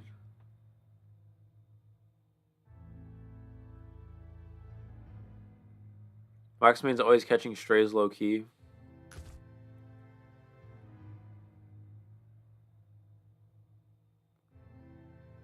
I'm gonna say thief is hot. I spelled that wrong.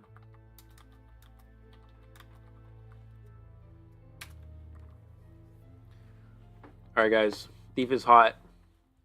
Here we go.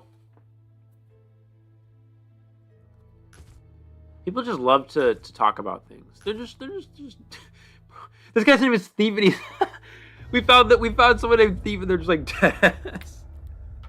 We actually found like somebody named Thief, bro. They're just like dead. That's actually so funny. Unironically, this. Bro, Thief is in the chat, bro. Shout out to Thief, bro. Thief, you gotta get that, run that win rate up a little bit. But shout out to Thief, bro. That's funny. Excuse me, what is this? This is not appropriate behavior, guys. That's not appropriate behavior. Someone said you're mentally disturbed. I'd be like, please don't judge me. No, let me type. Please don't judge me. No, we're gonna do this one. There we go. All right, guys, that's enough for now. Have you tried splashing your face with water? Wake up. I have, but I don't want to do that right now. It's hella cold, bro. Guys, it's like really cold right now where I live, and I just don't want to. I'm trying not to freeze to death. So, and the space heater is kind of mid. I'm gonna turn the space heater back on. Well, I had it off for a bit because it's like really like it's actually like nice and comfortable, the space heater, and it makes the room warmer, which is gonna make me more tired. So we're trying to avoid that. All right, guys. Here's the okay. We got another rush of energy. This is good. Okay, so basically what needs to happen here is PBM needs to get a win in this round. PBM has to win this round. If they do not win this round, then Let Them Cook win. So Let Them Cook needs to tie or win this round, and PBM has to win this round. This is a must-win for PBM. If not anything else, Let Them Cook wins. First chase is on to PBM Teeth? What? I don't know. Coordinator is going to get chased here. There's the pallet break. Coordinator going in the open. Should use the flare gun here. Will we see the flare gun from Coordinator? No. Holding the flare gun. Ooh, no. I think a little bit too much conservation of that gun there, but we do see acknowledging that so what they do is they need to use the flare gun and go right. They need to use the flare gun and go towards mini boat. Oh, dodges the flare gun! And that's going to be the down. Oh, no, onto the Coordinator. See, the mistake Coordinator made is running against an object. If you're going to use your flare gun, all you got to do against Opera is just run in the open with a Coordinator. And Opera can't dash because there's nowhere for them to dash to, and Coordinator won't miss the flare gun because there's nothing for them to hide behind. All you got to do is just go in the open and shoot your flare gun, but unfortunately, Coordinator actually ran towards a confined area with objects that can be used to block the flare gun, and we're going to see that backfire there significantly with the missed flare gun. And looks like we're going to see an after-F rescue, most likely from the journalist at this point in time. Still 5 ciphers remaining, though not an optimal start for them at all. Now, if Chopar gets a 4 elimination, it means that Let Them Cook just wins in terms of is guaranteed to win. Let me just make sure that's actually correct.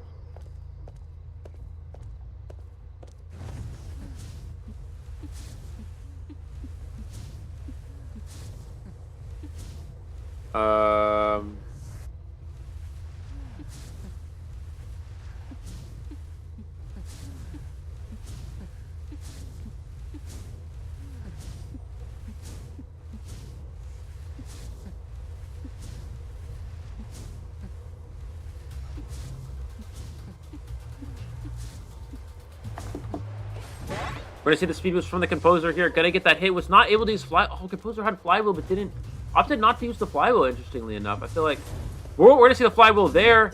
Oh, beautiful flywheel. Does die to the blink. At least forces the blink out, though. That was still a very good flywheel from Composer here.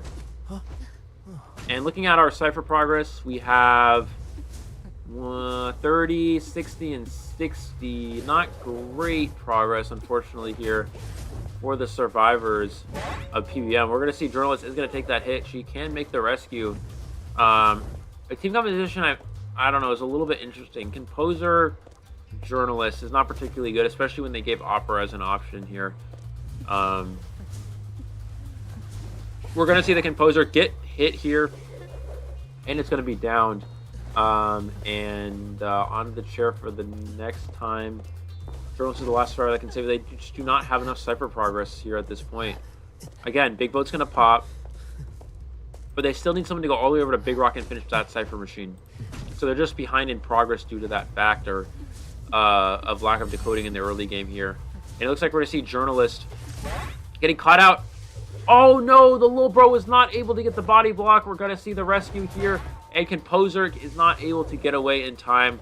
And unfortunately, you guys see why Composer is not considered to be a strong character against the meta hunters, because that's kind of how it goes. Composer is actually going to be good against Ivy. But against Opera, not so much. And you saw in that instance why that happens. At this point, Chopra, all they need to get is a 2 more. Eliminate both these survivors. If it's a 4 elimination, it will be secured for... oh, actually hits the little bro somehow, getting a speed boost there. PBM needs to get at least 1 survivor escape here to force a last half of the 3rd round here. We're going to see a little bro body block in. Another little bro body block. Clutch. Little bro plays here, keeping the Journalist alive a little bit longer. Can they make it to the catapult? They can make it to the catapult. And Journalist plus support from the Toy Merchant is actually kiting quite well in this area. Toy Merchant needs to get as much decoding done as possible while this Journalist is kiting here. And Journalist is just going to go die all the way in the corner. Excellent job from the Journalist there to waste a lot of time. Excellent kiting job there. Now the question is, you know, Toy Merchant, there's the teleport. Has tinnitus for a second, but I don't think he knows where the Merchant is, unfortunately. So, this is going to take some time for them to... Again, PBM needs to get a 1 survivor escape. Looking at the Cypher progress here, we have about 60-70% there, 50% on the other Cypher machine. So it's just going to be a matter of time looking for these Cyphers, or looking for these survivors. Look at these control. Excellent control from the Opera Singer here. You see the dungeon is in this area, so let's see if they're actually able to, you know, get to that dungeon and such with this position, but I'm not really sure. It looks like we're going to see the Opera Singer again, just continuing to dash around the map here. Toy Merchant doing a good job of evading sight from the survivor. But yeah, just, you know, hiding out as long as possible. Finally touching the Cypher machine here. How much progress? Just touching Cyphers to stay hidden.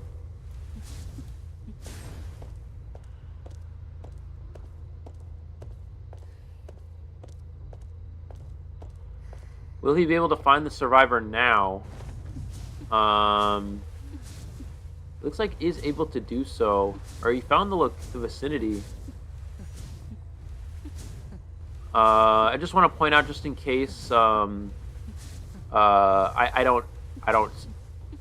just want to point out, just so if anybody goes back to watch this, during the players who are playing during the match are not allowed to watch the stream.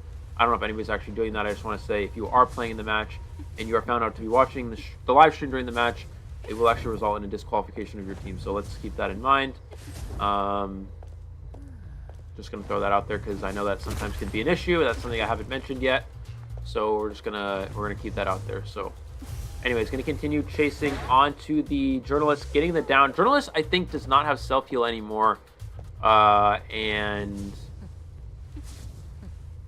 gonna go for the Toy Merchant. Toy Merchant setting up the catapult on Big Boat. If the survivors of PBM were able to you know, kite with this support and this hiding in the early game, they would be a great position, but they're just having a hard time with that in the early game. And then once you get later into the game, it's a little bit too late. So we're going to see the down onto the Merchant as well. This should secure the kill onto the survivor. And then the Journalist as well, crawling all the way out into the ocean.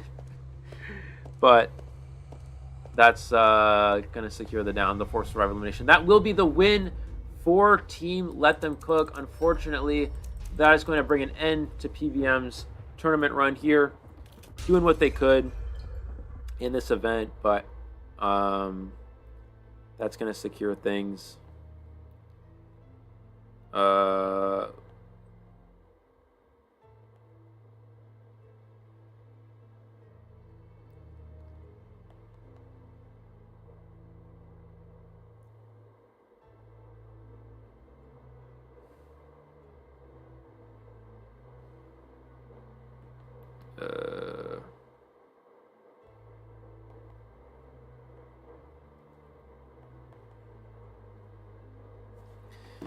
All right, so that is going to secure, the victory. So in terms of points here, the first round was, we're going to go ahead and look at the bracket here in a second. The first round was 8-1 in favor of Let Them Cook, and then 5-3 in favor of PBM. So then at that point, and then we're tied in rounds at that point. So then we have to go down to points in the last round. So basically the points at that point would have been 8-1. It would have been 11-6. And with this elimination here, would the 11-6 be right? Yeah, with this elimination, even if there is a 4 elimination and they tie this round, it would still be a win for Let Them Cook. So congratulations to Let Them Cook. Moving on to the next round of this bracket. Before we get off, we are going to look at the bracket one more time. Unfortunately, the run for PBM is over, but an excellent job from them. Everyone say shout out to PBM. Yay, good job, PBM. Guys, everybody right now, shout out PBM. Thank you.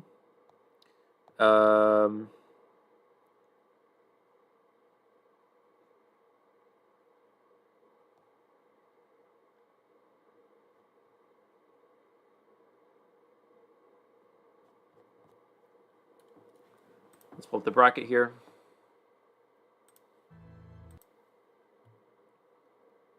Where's the brackets?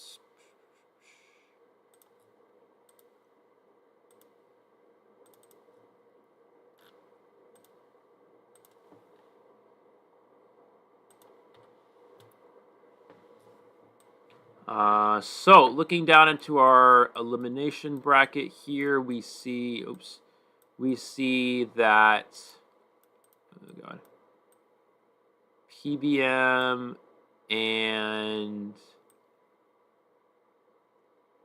Let Them Cook here. So Let Them Cook will be advancing here. LTC Let Them Cook will be advancing to the next stage of the competition. They'll be going against Dedicated Forever.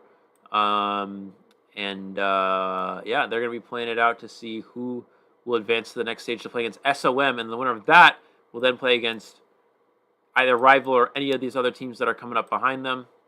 And as for the winners bracket, tomorrow, guys, we will have the winners bracket, and that should be streamed on Perswayable's channel, and that's going to be, I believe, we have at least 2 matches. Globe, the surprise team that defeated Rival, against MHX, a very strong team.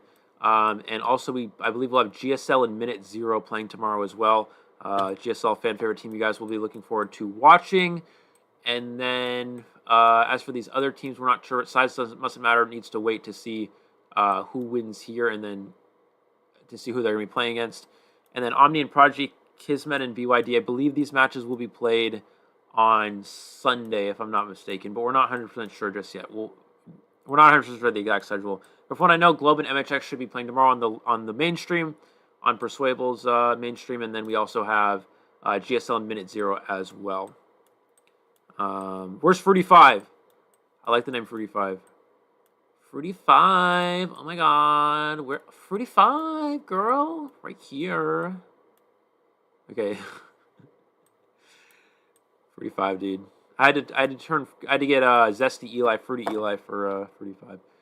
Anyways, I would stream rank, guys, but honestly, you guys know how exhausted I am. Look at the dark circles under my eyes. Look at my eyes, guys. They're literally like so dark. You can tell how exhausted I am, bro. That is insane. That's not normal. Anyways, we got some decoration up before we end. Guys, check out the decoration. We got the Merc, Acrobat, Soul Weaver, Prospector, Bloody Queen. We got the Anne portrait. We got the Nello Mello card, the Potch Spice card, Chocho and Elio card. And we got the Seer, Eli Clark, whatever, acrylic stand thing, whatever it's called. So anyways, we'll get more decoration later. Probably something over in here, around here and there. I don't know, over there somewhere. Over there somewhere. Anyways, thank you guys so much for watching the stream. We'll be back with the main live stream tomorrow on Persuasion channel, I believe. If I'm not mistaken, we should be doing that tomorrow and probably Sunday as well. And then I'll be back to streaming these matches next week. I'll also, again, like I mentioned before, I will be doing a giveaway of a bunch of IDV merch that I have. I'm going to be doing a giveaway to everyone. I'll be mailing it to the winners as long as they're in the U.S. My way of giving back to the community, trying to build up the NAU community. So I'll be posting a video about that on my YouTube at some point soon. And then, yeah, we'll just be streaming rank at some point. Not today because I'm exhausted, but the Survivor rank grind never stops. And the new computer will be here in a few days, I think. So the quality on the stream will be insanely good. Anyways, thank you guys for watching the stream today. W stream, thank you, man. I appreciate it, my man. Thank you so much for watching. Hope you guys have a great day, great night, wherever you are in the world. Go enjoy your rank session. Have a good rank. Rank starting. Zeus is live. Everybody go to Zeus's channel. Zeus IDV on YouTube. Go check out Zeus's channel. Drop him a sub. Drop him a like. See what's up with that.